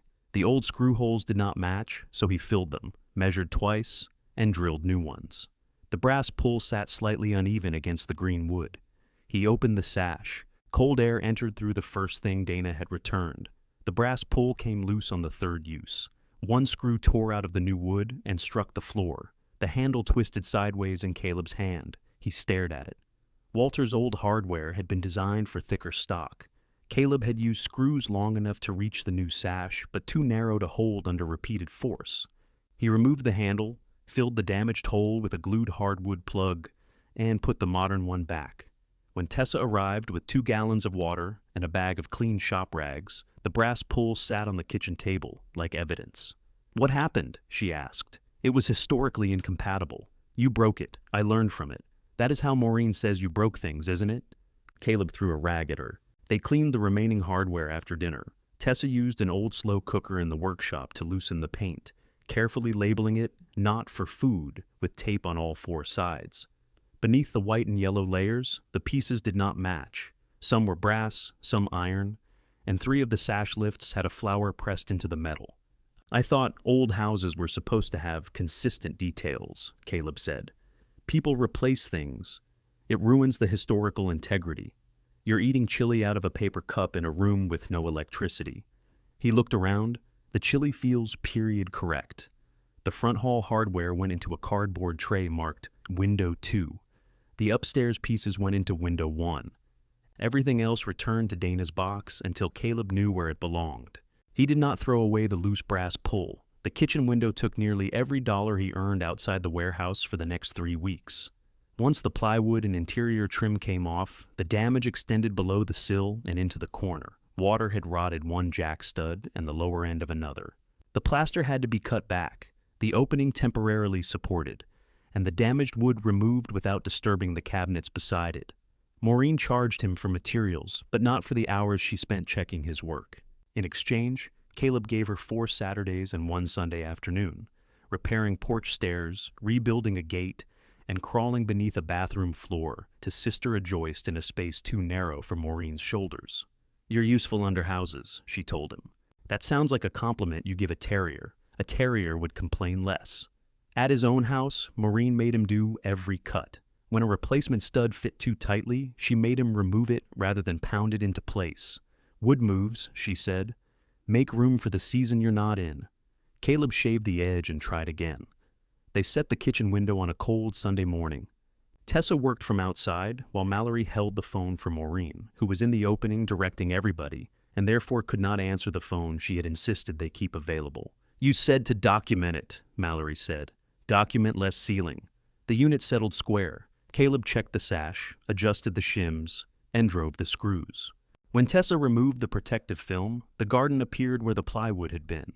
The kitchen changed immediately. Dirt showed. The yellow paint looked worse. Every stain on Walter's table became visible. Mallory ran her hand over one of the marks. "This place is filthy. It was filthy yesterday. We couldn't see it yesterday."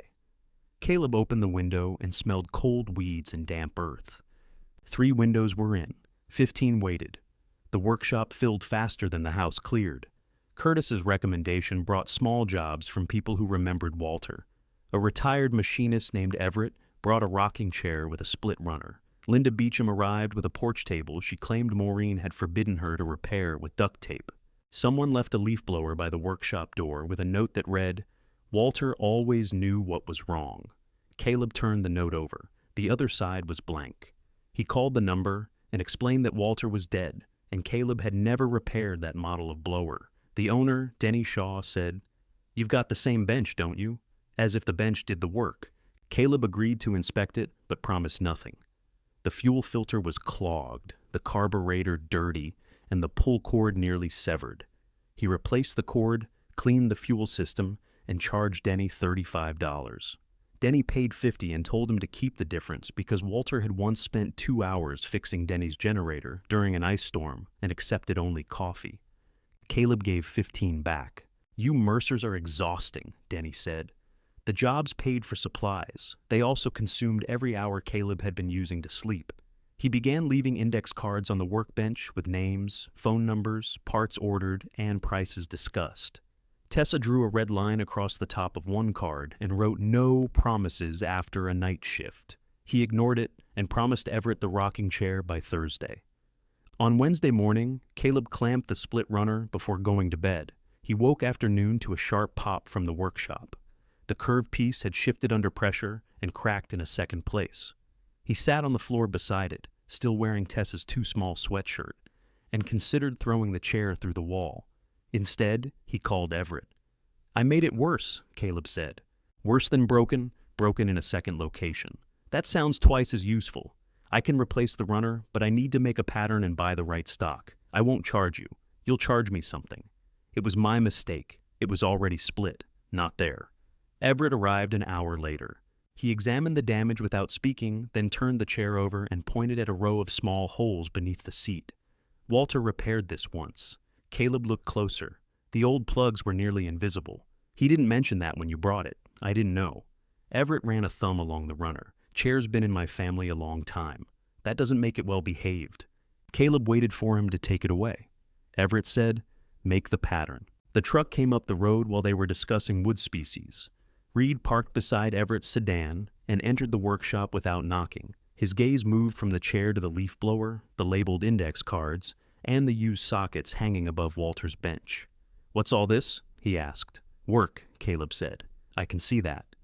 Everett nodded to Reed. "Truck suits you." Reed's expression softened. "Thanks. Your granddad never kept it that muddy." The softness disappeared. Everett left with a promise to return in 2 weeks. Reed watched him go. "You charging people?" he asked. "Yes. Using Grandpa's name? My name is also Mercer. You know what I mean? I'm telling everybody he's dead, if that helps." Reed stepped closer to the bench. "Denny Shaw called me about that blower first. Why didn't you fix it? I didn't have time. He said you told him to buy a new one. It's 15 years old. It needed a filter." "Congratulations." Caleb picked up the damaged chair runner. "Did you drive out here to check my customer list?" "I came for the vise." The vise was bolted to the far corner of Walter's bench, jaws rusted but square. Caleb used it almost every day. "It stays with the bench. It was part of the shop tools. It's bolted to the building. It's bolted to furniture. The furniture is bolted to the floor." Reed put both hands on the workbench and tested it. The legs did not move. "Mom said everything in the shop was included," he said. "She told me fixed equipment stayed with the property." "Of course she did?" The answer surprised Caleb. "You didn't know?" "Mom says whatever makes the current conversation end." For a moment, both of them looked at the vise. "You've got 3 vices," Caleb said. "One's cracked. Use one of the other 2. I paid for this one. You paid for an empty room and then took everything you could lift." Reed's jaw tightened. "I paid $22,000 for a truck, trailer, welder, compressor, saws, and every good hand tool in here. Money I borrowed. Still sounds like a deal. It was supposed to be." The last sentence came out bitterly. Caleb set the runner down. "What does that mean?" Reed looked toward the open workshop door, where the farmhouse showed 3 clear windows and a dozen boards. "People keep asking if I'm going to do what Walter did," he said. "Fix things. Help everybody for coffee. Now they're coming here because you're sleeping in his house and buying socket sets. I'm not taking anything from you. You don't have to. They see the truck, they expect something. They see you, they remember something. What do you want me to do? Stop acting like the work makes you his chosen one." Caleb felt the words hit before he understood why. "I never said that. You don't have to say much. You just stand here looking abandoned." Tessa's pickup turned into the yard. Reed reached for the vise handle. Caleb placed his hand over it. "No." They stood close enough that Caleb could smell rain on Reed's sweatshirt. Reed released the handle. "Fine," he said. "Keep it. That easy?" "No. But I'm not unbolting it while you watch me like a thief." Tessa entered carrying a box of electrical outlets. She looked from Reed to Caleb. Did I miss a warm family moment? Reed walked past her. At the door, he turned. "You still need scaffolding for the north side?" "Eventually." "Mine's tied up." "I didn't ask." "You will." He drove away in Walter's truck, throwing mud against the workshop wall. Tessa put down the box. What was that? He wanted the vise. The one attached to the bench, attached to the floor? He has a broad definition of portable. She examined Caleb's face. "What else?" "Nothing." "Your nothing has shoulders." Caleb picked up Everett's damaged runner. "He thinks I'm using Grandpa's name." "Are you?" "People come because they knew him. That wasn't my question." Caleb looked at the index cards, the old workbench, and the pale tool shapes he had begun to fill. "I don't know." Tessa leaned against the bench. "Then figure it out before spite turns into a business plan." He wanted to argue. Instead, he wrote Everett, "New runner, no charge" on a fresh card. Below it, he added, "Don't promise what the bench can't do." That evening, he made a pattern from the unbroken runner and cut it slowly from a piece of ash he bought with Denny's money. He did not think of Walter while he worked. For almost 6 minutes, he thought only of the curve.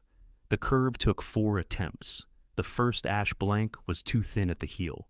Caleb cut the second against the grain and watched it split before he finished shaping it.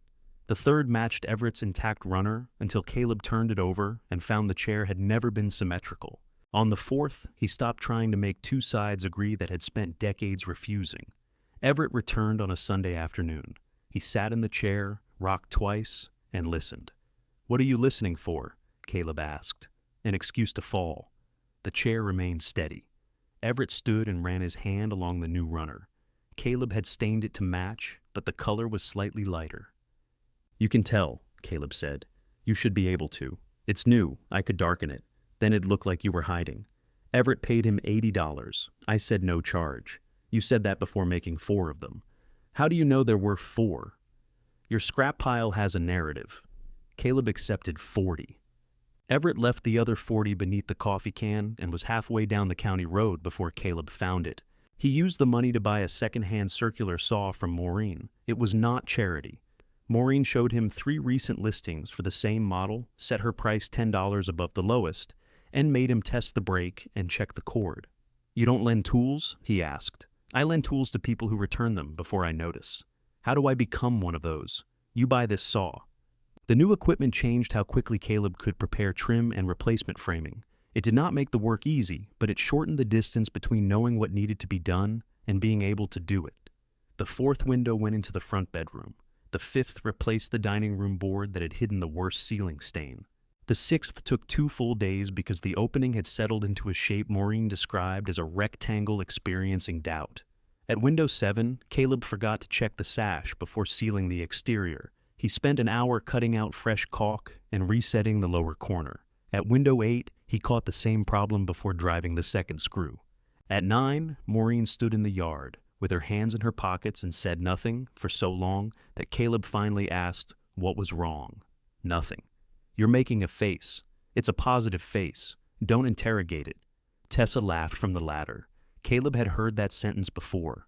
The house changed faster once the downstairs boards came off. Drivers slowed on the road. Curtis began asking each night which number they had reached. Linda Beecham brought curtains, then took them back when she learned Caleb did not want curtains. "People can see directly into your life," she said. "My life is mostly extension cords. All the more reason." Power returned to the kitchen and front bedroom after Tessa replaced damaged wire, separated 2 overloaded circuits, and persuaded her supervising electrician to inspect the work during his lunch break. The rest of the house stayed disconnected. When Caleb flipped the kitchen switch, a bare bulb above the sink came on. It was too bright. The yellow walls looked nicotine-colored, though nobody had smoked there in years. A dead fly sat inside the glass shade. Every dish Dana had brought seemed permanently greasy. Tessa stood beside the panel, waiting. "Well," she asked, "I liked it better when the dirt was theoretical. You want me to disconnect it?" "No." He turned the light off and on again. That night they ate at Walter's table without the battery lamp between them. Tessa had brought pasta. Caleb had repaired the loose handle on one of her kitchen drawers and claimed that balanced the meal. "You know," she said, "most people pay rent in money. I don't rent from you. You shower at my place twice a week, store clothes in my hall closet, and eat my food. I live here. That is technically true." Caleb looked around the kitchen. The new window reflected the bulb, turning the dark garden into a mirror. 3 months earlier, he had not known whether the sink drained. Now clean plates sat on a shelf. The camp stove had a permanent corner, and a strip of unfinished drywall surrounded the window. "There are 4 bedrooms upstairs," he said. "Are any of them warm?" "No." "Do any have outlets?" "No." "Does the bathroom still lean?" "The toilet leans. The room is committed." Tessa twirled pasta around her fork. "Why are we discussing bedrooms? I could rent one eventually." "To a person you don't like? To a person with money? Those categories overlap. It would help with insurance and groceries unless the tomatoes continue paying for themselves through tractor credit." Caleb pushed a piece of garlic bread toward her. "Would you rent here?" Tessa looked at him. He immediately wished he had chosen different words, a different tone, possibly a different room. "I mean as a hypothetical tenant. Very romantic correction. I wasn't, I know." She let him suffer for another second. "Not yet," she said. "I enjoy walls with electricity. Eventually? Maybe. With a lease." "A lease?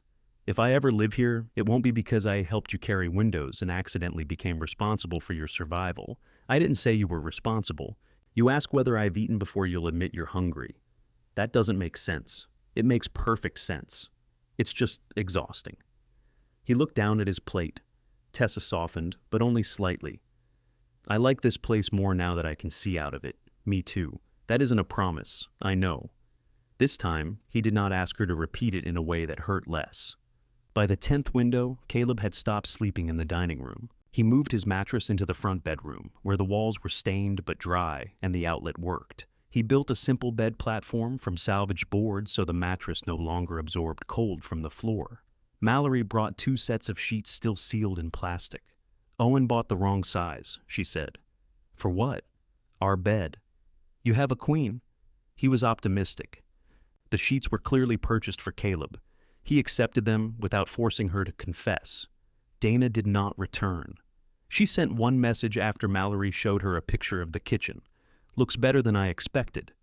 Caleb stared at the sentence until better and expected became separate insults. He typed 3 responses and deleted all of them. He sent, "Water goes out now."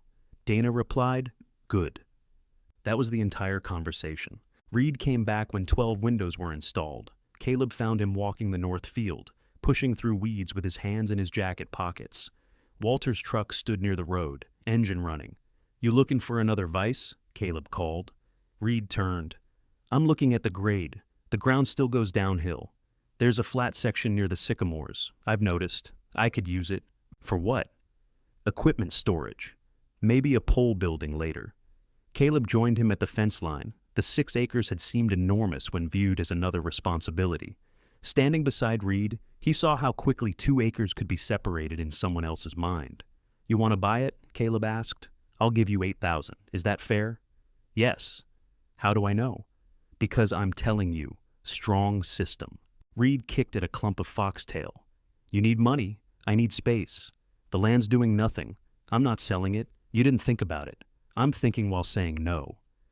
Reed looked toward the house. 12 clear windows caught the afternoon light. 6 boards remained, all on the north and upper west sides where the damage was worst. "You'd finish sooner," he said. "Then I'd own less when I finished. You inherited 6 useless acres. I also inherited a useless house. This isn't the same. No. Weeds don't leak." Reed's jaw shifted. "Offer stands until I find somewhere else." Caleb watched him return to the truck. "Why here?" he called. Reed turned back. "You have storage near your place. Not enough. That's not an answer. It's near the road, it's flat, and I know what it is. Not everything is about you keeping or losing something." The words sounded practiced. Perhaps Reed had been making the argument to himself longer than Caleb knew. "Still no," Caleb said. Reed nodded once and left. The weather changed 2 days later. Wind came down from the north, cold enough to strip the remaining leaves from the sycamores. Maureen checked the forecast and told Caleb not to open any exterior wall until it passed. "The north boards are flexing," he said. "Add screws.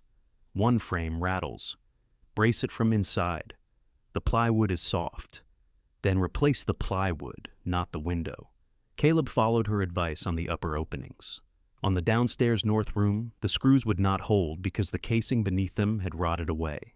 The board pulled outward each time the wind struck, opening a gap wide enough to admit leaves. He decided to replace the plywood. Tessa was at work. Maureen was 40 miles away on a 3-day job. Caleb removed the failing board from inside, expecting to fasten a larger sheet across the opening. When he pulled the last screw, the outer casing came with it.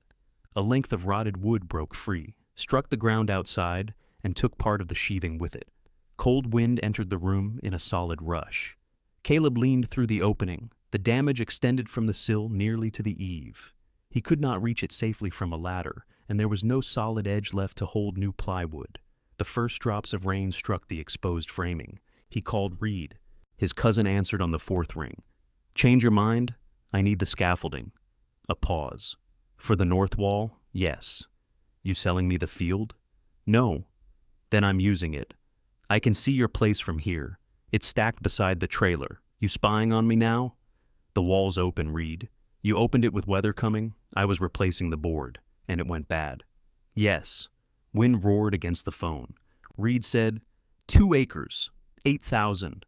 I'll bring the scaffolding and help set it." Caleb looked through the broken wall at the rain moving across his land. "No." "Then figure it out. Chosen one." The line went dead. Caleb called Tessa back before the screen went dark. She answered over the whine of a drill. "I'm working." The north wall opened. "What does that mean?" The plywood came off with the casing. The drill stopped. "Are you outside?" "Inside." Are you beneath anything unsupported? Caleb looked up. The header remained in place, but the stud at the left side was black at the bottom and soft halfway up. I don't know. That means yes. Move. He stepped into the hall. Send me pictures, Tessa said. Wide shot, corners, above the opening. Don't frame it like art. He took 6 photographs. Rain dotted the phone before he finished. Tessa replied with a word that his mother used to reserve for flat tires and family reunions. Call Maureen, she said. She's on a job. Call her while she's employed. Maureen answered with machinery pounding in the background. Caleb explained. You removed a board in a north wind? She asked. I was replacing it. You removed a board. Yes. What's above it? Header's solid. Left jack is gone at the bottom. Sheathing pulled off to the eave. Do not touch the header. Brace inside wall 4 feet back. You still have those support poles? You took them. Another forbidden word. Maureen told him to cut 2 temporary braces from the driest lumber in the workshop and wedge them beneath the ceiling joists, not the plaster. Then she made him repeat the instructions. Can I cover it from inside? He asked. Not if the sheathing's gone. Wind'll inflate the tarp and pull whatever you attach it to.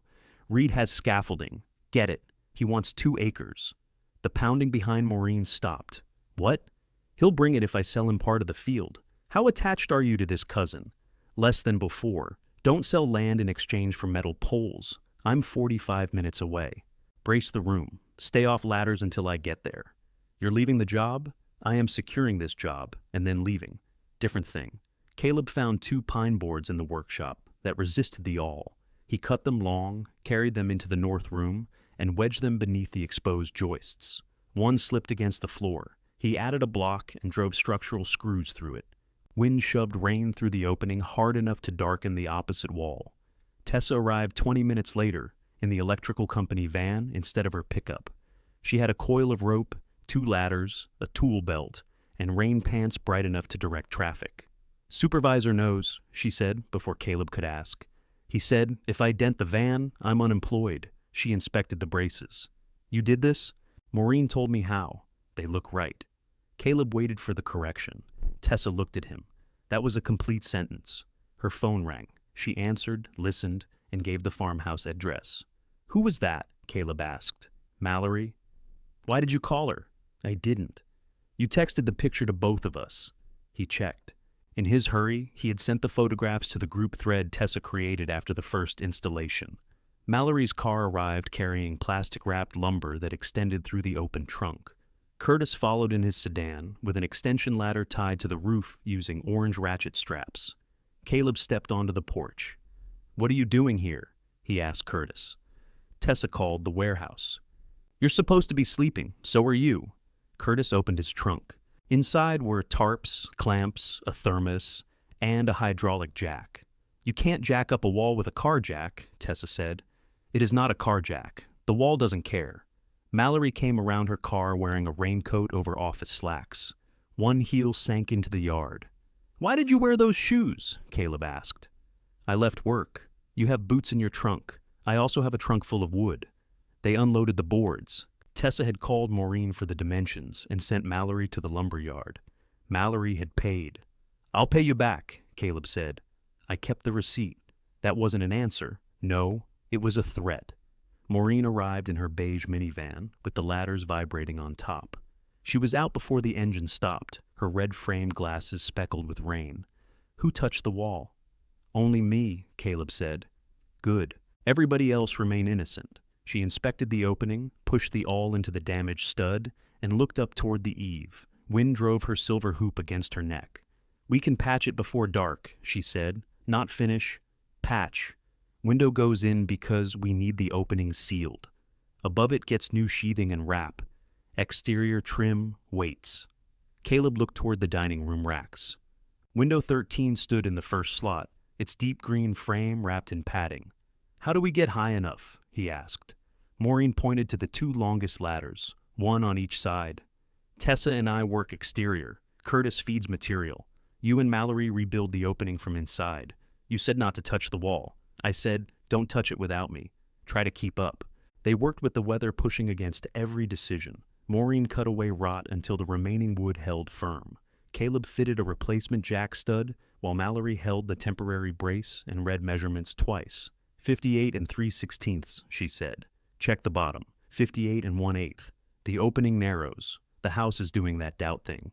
Different wall, same house.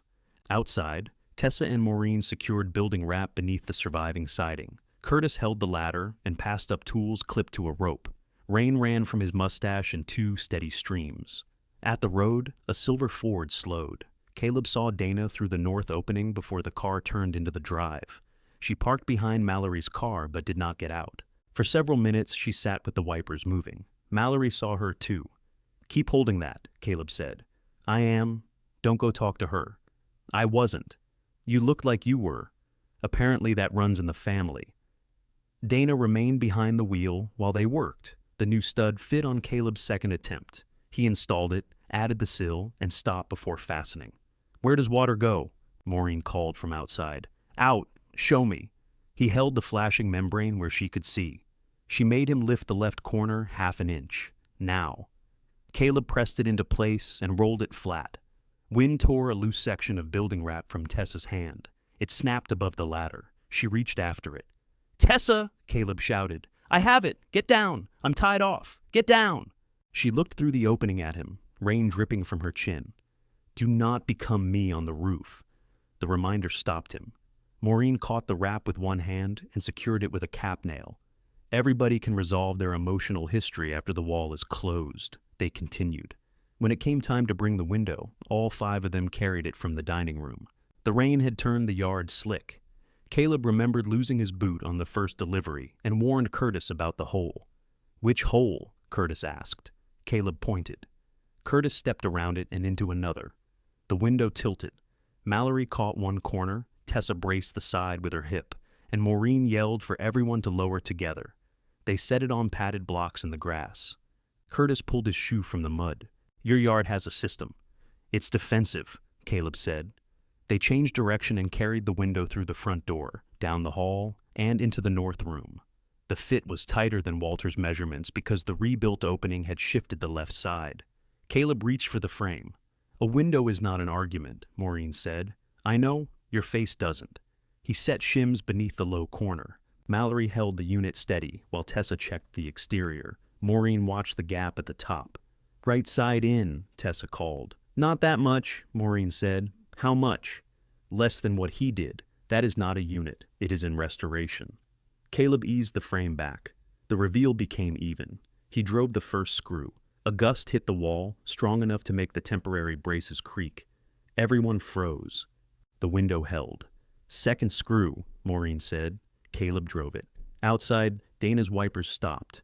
She was still sitting in the Ford, watching 5 adults close the opening she had expected Caleb to lose. By late afternoon, the unit was secure, the gap insulated, and new sheathing covered the damage above it. Maureen and Tessa fastened the last section of wrap while Curtis held the ladder. Mallory sealed the interior edge under Caleb's direction, though she complained that the caulk gun was designed for larger hands. Rain struck glass instead of entering the room. The sound changed everything. The new window was not trimmed. Bare framing surrounded it, and the upper wall wore white building wrap like a bandage. But the room was dry. Dana's Ford was gone. Caleb had not seen her leave. In the kitchen, Tessa heated Dana's chicken and rice casserole on the camp stove. It was weeks old only in theory. Caleb had frozen it at Tessa's place after realizing the dish could feed 6 people. Maureen ate standing at the counter. Curtis sat on an overturned bucket. Mallory took Walter's old chair, which leaned less than the toilet. Nobody spoke for the first several minutes. Finally, Caleb said, Why did all of you come? Curtis swallowed. You fixed my jack. That took an hour? Drive took 20 minutes. Maureen pointed her fork at the north wall. I do not leave structural openings unattended. You weren't responsible for it. I'm responsible for my own sleep. Mallory looked at her plate. It's my house, too. Caleb went still. Not legally, she added quickly. I mean, it's where Mom landed, where Grandpa was. I didn't want to watch another person get pushed out of it. Tessa tapped the edge of her plate. Ledger. Caleb looked around the kitchen. They had come for different reasons. Debt, work, memory, irritation. None of them had come because Walter arranged it. He had not left instructions for this afternoon or chosen who would stand in the rain. Caleb had repaired a jack. called a carpenter, accepted food, answered his sister. Small things had returned carrying ladders. His phone buzzed on the table. A message from Reed read, "Hope the wall held." Caleb turned the phone face down. Tessa saw, but did not ask. After everyone left, he walked into the north room and opened the new sash an inch. Cold air slipped through. Beyond the glass, the scaffold stood across the distant field, exactly where Reed had said it was. Caleb closed the window and locked it. 13 in, 5 still boarded. For the first time, that number did not feel like a threat. Reed brought the scaffolding the next morning. Caleb heard Walter's truck before he saw it. The trailer bounced into the yard carrying 2 metal frames, cross braces, and planks wet from sitting outside. Reed climbed out without shutting off the engine. "Wind's down," he said. "So is the wall. I can see that." The white building wrap above window 13 moved gently in the morning air. From a distance, the repair looked finished. Up close, there was no siding, no trim, and one corner still needed proper flashing. Reed walked to the north side and pressed the wrap with his palm. "Who did the framing?" "I did." "Maureen here?" She checked it. Reed nodded as if that explained any part he might otherwise have praised. Caleb looked at the trailer. "Why'd you bring that?" "You said you needed it." "Yesterday?" "I was using it." "You were standing beside it when you answered the phone." Reed's mouth hardened. "You said no to my offer. I said no to selling land. I didn't think that meant let the house fill with rain. It didn't fill with rain, because people came. I came. After." Reed glanced toward the workshop. Its door stood open, revealing the repair cards and tools above Walter's bench. "Mallory call you?" he asked. "No." "She called me." "What did she say?" "You know what she said." Caleb did. Mallory's anger became more articulate when carried through other people. Reed leaned against the truck. "I shouldn't have tied the scaffold to the land." The apology lacked several important words, but contained more than Caleb expected. "No," he said. "You shouldn't have. I figured you'd agree once you understood the situation. I understood it. You need money. You keep saying that, like it makes everything I own available. I offered a fair price. It wasn't about the price." Reed scraped mud from his boot against the tire. "You want to use the scaffold or not?" Caleb looked at the remaining boards. The 2 upper north openings would be safer with a proper platform. Taking the scaffold would help the house and make him feel as if he had accepted Reed's version of what happened. He had spent months confusing inconvenience with integrity. "Yes," he said. "I want to use it." Reed nodded. "I'm paying rental?" "You don't have to." "I do." "Fine, 50 a week." Caleb held out his hand. Reed stared at it. "What?" "Agree." "You're making me shake on scaffolding?" "I'm making sure the conversation ends the same way for both of us." Reed shook his hand. The scaffold stayed 3 weeks. They used it for windows 14 and 15, both on the north side. Caleb paid Reed $150, returned every brace, and replaced 2 rusted pins. Reed took the money without pretending not to need it. He did not mention the field again. Window 16 went into the west bedroom with Tessa inside and Mallory on the ladder. Walter's measurements were off by almost half an inch. Caleb checked the label, the opening number, and his own notes. "Maybe the house moved," Mallory said. "In 3 months? It's been moving for 100 years. Why stop for your schedule?" The right jam had bowed after the order was placed. Caleb removed the temporary framing, corrected the opening, and reset the sill. The extra work cost a day, but he no longer experienced every surprise, as proof Dana had been right. Some things were simply crooked. Mallory arrived the following Sunday with a bank envelope. She placed it on Walter's kitchen table, while Caleb scraped old paint from Sash Hardware. "What's that?" he asked. "Money. I recognize the genre. $900. He stopped scraping. "Why?" "You gave me $900 when my transmission died. That was 2 years ago." "Yes." "You paid me back." "I paid you $300. I forgot." "I didn't." Caleb opened the envelope. The bills were crisp and evenly arranged. Where did this come from? "I sold Grandma's bracelet." "The gold one?" "The ugly woven one." "You like that." "I liked that it was hers. I did not like wearing a scratchy rope on my arm." "You shouldn't sell something she left you to pay for this house." "I'm not paying for the house." She pushed the envelope back when he tried to return it. "I owed you before Walter died, before the windows, before Dana made everything into teams. Mallory, this is not a gift. If you make it a gift, I'll be angry. Tessa's ledger is spreading. I had a ledger before Tessa. Mine has interest. He accepted the money. Mallory picked up one of the restored sash lifts. What are you buying? Insulation? Drywall. Maybe a toilet that believes in gravity. That seems ambitious. He used some of it to finish the wiring materials for the upstairs hall and 2 bedrooms. Tessa did the work under the same arrangement with her supervisor.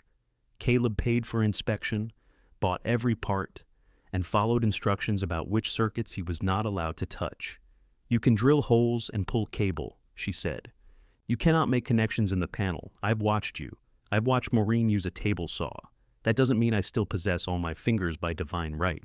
They spent 3 evenings working upstairs. The house had heat only in the kitchen and front bedroom from portable electric units, so their breath showed in the hall. Tessa knelt beside an open wall cavity, feeding cable downward while Caleb waited below. Got it, he called. That's my sleeve. He released the green fabric. Now? That's wire. Helpful that they feel different. At midnight on the 3rd evening, the upstairs hall light came on. The shade was missing, and the bulb cast hard shadows across the new window. Tessa sat on the top stair with her tool belt beside her. Caleb lowered himself next to her. South bedroom needs outlets, she said. North one needs everything. South room has the better floor. North has the better closet. This sounds like tenant research. It might be. Caleb turned toward her. You said not yet. That was when the house had 1 safe outlet and the bathroom was trying to leave. The toilet still leans. Less. You checked? I'm thorough. She took a folded sheet from her jacket pocket and handed it to him. It listed a monthly rent lower than market but high enough to cover more than half the insurance and electricity. Below it, she had written terms. Private room, shared kitchen, utility split, 30 days notice, repairs not counted as rent unless agreed beforehand. You made a lease, Caleb said. I made points for a lease. You're serious. I don't want to stay at my duplex forever, and this puts me closer to work. And I like the kitchen window. Tessa? She looked through the landing glass. And I like you. Which is exactly why there needs to be paper. The admission felt too important for the cold hallway. Caleb folded the sheet carefully. What if this goes badly? The rental or the liking? Either. Then we deal with the thing that went badly instead of pretending they were always the same thing. He had no practiced answer for that. Tessa leaned closer. You're making the abandoned face. I don't have an abandoned face. You absolutely do. She kissed him before he could ask what it looked like.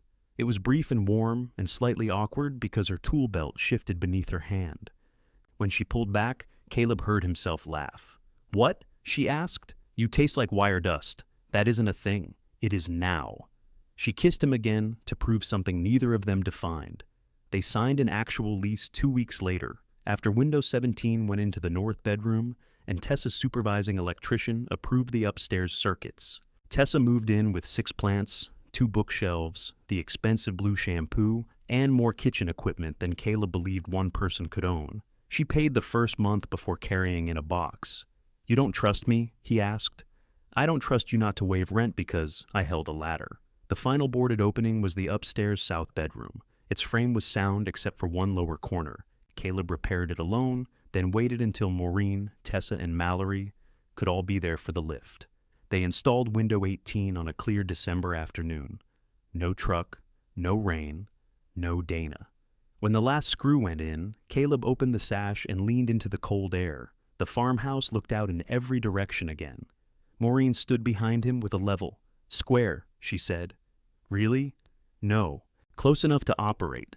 They ate sandwiches in the kitchen afterward. Curtis came after sleeping off his warehouse shift. Linda brought curtains despite prior objections. Everett brought the rocking chair and sat in it as proof of Caleb's work. The gathering was not meant to become an occasion, but Mallory suggested a proper supper after the remaining interior trim was finished. To thank everybody, she said. Caleb agreed. Dana too? Mallory asked. The kitchen went quiet. Caleb traced a scratch on Walter's table. She can come. And read? Yes. Tessa looked at him. You sure? No, but invite them. The supper was set for the first Sunday in February, a year less 3 days from the date Walter ordered the windows. Caleb did not choose the date for that reason. Mallory discovered it later on the delivery paperwork and treated the coincidence as permission to become sentimental. Dana offered to bring Walter's photographs from the townhouse. Photographs are fine, Caleb told her. This isn't a family reunion. It's a supper. For the people who worked on the house, which includes family. Some family. Dana was quiet. I'm not trying to exclude you, Caleb said. I'm trying to be clear about what it is. I understand. He should have known that meant she understood the words, not that she accepted them. 3 days before the supper, Linda called Caleb from the grocery store. I saw the invitation, she said. What invitation? The Mercer Farmhouse reopening. Dana put one on the community board.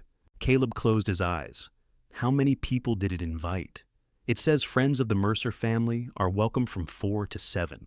There was no number in the world for that. Caleb called Dana. She did not answer. On Sunday at 3:45, cars began filling the county road. Dana arrived carrying a framed photograph of Walter and Ruth on the original porch. Reed followed with 2 folding tables. People Caleb had not seen since the funeral walked toward the house, praising the windows as if their approval had been required for installation. Dana stood in the bright front hall, accepting coats. When she saw Caleb, she smiled with exhausted satisfaction. Look, she said, gesturing toward the rooms she had once ordered closed. The Mercers brought it back. Caleb looked past Dana into the front hall. Walter and Ruth smiled from the framed photograph on the wall. Someone had placed winter greenery around it. Coats covered the hooks Tessa installed the day before. Through the open dining room door, strangers carried casserole dishes beneath the crooked chandelier and congratulated one another. The deep green windows reflected all of them. Dana reached for Caleb's sleeve. We need more chairs. He stepped away from her hand. You invited the town, not the town. Linda found the invitation at the grocery store. Friends of the family. Some of those people didn't come to Walter's funeral, which might be why they wanted to come today. This wasn't yours to turn into something else. Dana's smile tightened as 2 women entered behind Caleb. She greeted them by name, took their coats, and waited until they moved away. I was trying to make this generous, she said quietly. Generous with my house. With a house that has mattered to people longer than you've owned it. I invited the people it mattered to. You invited a repair crew. Yes. Dana glanced toward the kitchen, where Maureen was arranging food on Walter's table and correcting Reed's placement of the paper plates. You invited your witnesses, she said. Caleb felt the accusation land close enough to truth that he could not dismiss it. I invited the people who came when the wall opened. I came. You sat in your car. I didn't know whether you wanted me. You didn't ask. You made your feelings clear. So, you came back when the work was finished and invited everybody to celebrate the Mercer family. Dana folded her arms. You are a Mercer. That isn't what you meant. Before she could answer, an older man Caleb recognized from the funeral approached with his hand extended. House looks wonderful, he said. Your aunt tells me it was a real family effort. Caleb looked at Dana. She held his gaze without blinking. Some of the family helped, he said. The man nodded as though that were the same sentence and moved toward the dining room. Dana lowered her voice. What do you want me to do now? Send everyone home? I want you to stop telling the story like the boards took themselves down once the family agreed. Nobody thinks that. You printed it on an invitation. I printed 3 words. Mercer Farmhouse reopening. That is what this is? No. This is supper. Tessa appeared at the end of the hall carrying a stack of bowls. She saw Caleb's face, then Dana's. We're short forks, she said. I'll find some, Caleb answered. It was an exit, and they both knew it. Dana turned toward the arriving guests as though she had won something. Caleb found Tessa in the pantry. You okay? She asked. No. Want everybody gone? He listened to conversation filling the house. Curtis laughed in the kitchen. Linda was explaining the curtains to somebody who had not asked. Everett's repaired rocking chair creaked steadily near the fireplace. I don't know. That's allowed for 30 seconds. Why 30? After that, people start eating. He looked through the pantry doorway. If I throw them out, Dana gets to say I made the house another place people couldn't come. And if you let her run this, she gets to say she opened it. Yes. Tessa handed him the bowls. Sounds like you need a third thing.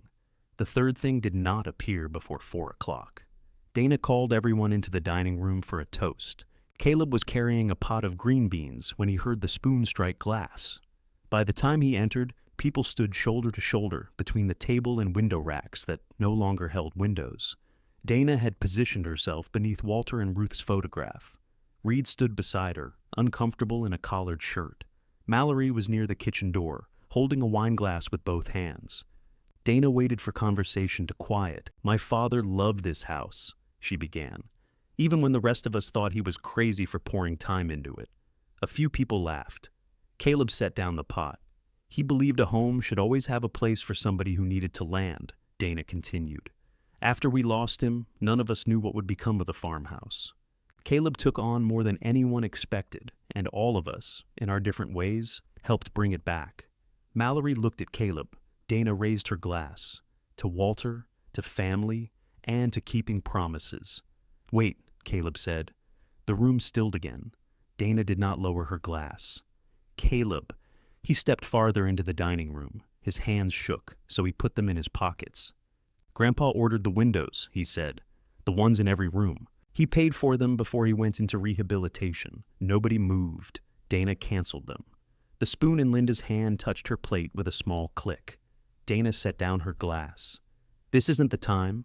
You made it the time when you invited people and called it a family restoration. I canceled an expense while managing your grandfather's care. That has never been a secret. That part isn't." "Then what are you doing?" Caleb looked at Walter's photograph, then at the clear windows surrounding the room.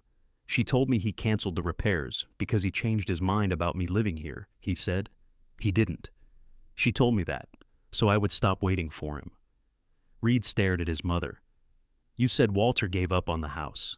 He should have." Dana's answer came before caution could soften it. The room seemed to contract. Mallory stepped forward. "You told me the same thing. I told both of you what was practical. Walter was sick. He was promising money and rooms and work he could not deliver. The windows were paid for," Caleb said, "and his rehabilitation was not. His roof in town was not. His medications, transportation, insurance, none of that was finished because he placed an order in February. I know you handled those things." "Do you?" Dana's voice broke. "Because everybody here remembers Walter fixing their chair or refusing payment for a generator. Nobody remembers who drove him home after he forgot where he parked. He got to be generous. I got to calculate. No one looked comfortable enough to rescue either of them." Caleb nodded slowly. "That's true." Dana stopped. "You did the hard parts," he said. "He should have recognized that. We should have known more of it." Her eyes filled, but her face remained rigid. "And you still lied to me?" Caleb continued. "Both things are true." Dana looked around the room. "Did you invite me here to do this?" "No, I asked you privately more than once. You wanted me to humiliate myself. I wanted you to tell the truth before you stood in my house and thanked family for keeping promises." Dana picked up her purse from beneath the table. "What do you want from me now?" she asked. "Nothing tonight. An apology? Permission to feel vindicated? I want you to stop using the house to erase what happened." Her mouth trembled. "You always did know which wound to keep touching." "No. You taught me not to call it something else." Dana walked through the crowd. People moved aside without speaking. At the front door, she paused beneath the first downstairs window Caleb installed. She did not look back. The door closed. Reed reached for his jacket. "You can leave," Caleb said, "but you don't have to." Reed looked toward the door his mother had used. "I knew she canceled the windows," he said. "I know. I didn't know what she said to you. You knew enough to call me chosen one." Reed rubbed his beard. "That was me being an ass. Yes. You want me to apologize in front of everybody too? No. I want the folding table moved away from the heater." Reed stared at him, then gave one short laugh. He moved the table. Caleb faced the room.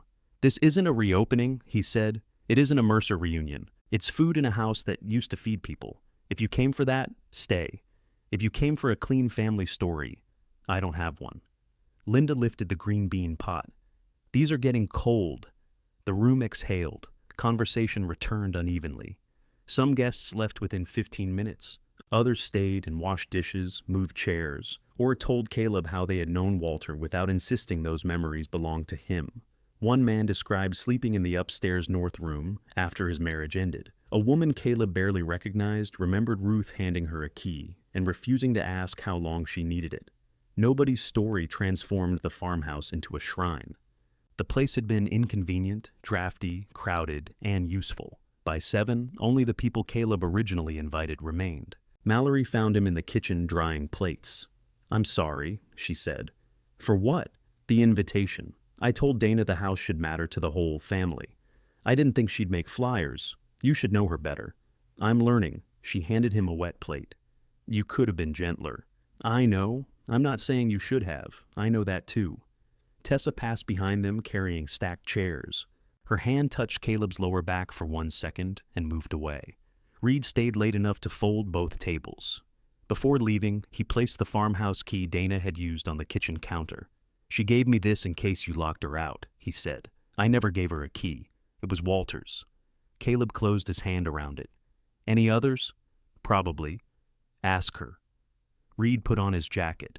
"The offer on the field is off," he said. "Good. I found storage near the highway. Also good. It costs more." Caleb waited. Reed shook his head. "You're not going to say anything? Were you expecting coffee?" That earned a real laugh.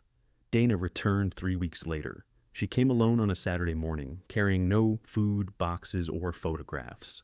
Caleb was in the workshop stripping paint from one of the original damaged sashes he had saved. He planned to hang it between 2 posts above the garden, as a trellis, though Tessa said that was how old houses reproduced. Dana stood in the doorway. "I knocked at the house," she said. "Tessa's at work. I came to see you." Caleb kept the scraper in his hand. "Okay." Dana sat on a stool across from the workbench. "I canceled the order because I was afraid there wouldn't be enough money," she said. That was true. He waited. When Walter refused to let it go, I became angry. Not about the windows, about what they meant. A house for me. A future he was still planning for you while I was dismantling his present. Caleb set down the scraper. "He told me you needed one place nobody could ask you to leave," Dana said. I heard it as an accusation. Maybe it was one. So you made sure I thought he took it back. "Yes." The word cost her. "I'm sorry," she said. Caleb looked at the half-stripped sash. White paint covered one side. Bare wood showed on the other, scarred where glass had broken. "I understand why you were angry," he said. Dana's shoulders lowered slightly. "That doesn't make it okay." They rose again. "I know." He handed her a second scraper. "What's this? If you want to repair something, sit down." Dana looked at the sash, then at him. "Today?" Repair's usually repetitive. She removed her coat and began working on the painted corner. She pressed too hard and gouged the wood. Caleb took the scraper from her, showed her how to angle it, and gave it back. She came again the next Saturday. By summer, Tessa occupied the south bedroom under a lease she enforced with irritating precision. The north room belonged to Leon Price, a 32-year-old welder working a 6-month contract outside town. He paid on time, cooked too much rice, and kept his work boots on a tray by the door. Caleb still worked nights at the warehouse, though one fewer shift each week. The workshop carried a modest repair backlog. The farmhouse remained unfinished. Bare trim surrounded 2 windows, the upstairs hall needed paint, and the toilet leaned just enough to preserve its character. At 7:12 one July morning, a white tractor trailer came grinding up the county road. Vernon Pike leaned out of the cab. "You Mercer?" Caleb stepped onto the porch wearing both boots, the one expecting insulation and porch boards. Vernon looked at the 18 green windows, the cleared drive, and the repaired workshop. "You finally get a forklift?" "No." 3 strong friends with nothing to do? The front door opened behind Caleb. Tessa came out carrying gloves. Leon followed, still chewing toast. Curtis's sedan turned into the drive, and Maureen's minivan appeared on the road, with ladders vibrating on top. Caleb held up the delivery schedule he had written himself. "I made arrangements." Vernon climbed down with the clipboard. The purchaser's line carried Caleb Mercer's name. The order was paid from rent, repairs, warehouse shifts, and work nobody had canceled because nobody else had been asked to believe in it first. Vernon offered him the pen. "Signature here." Caleb signed his own name. Behind him, morning light filled every window in the house.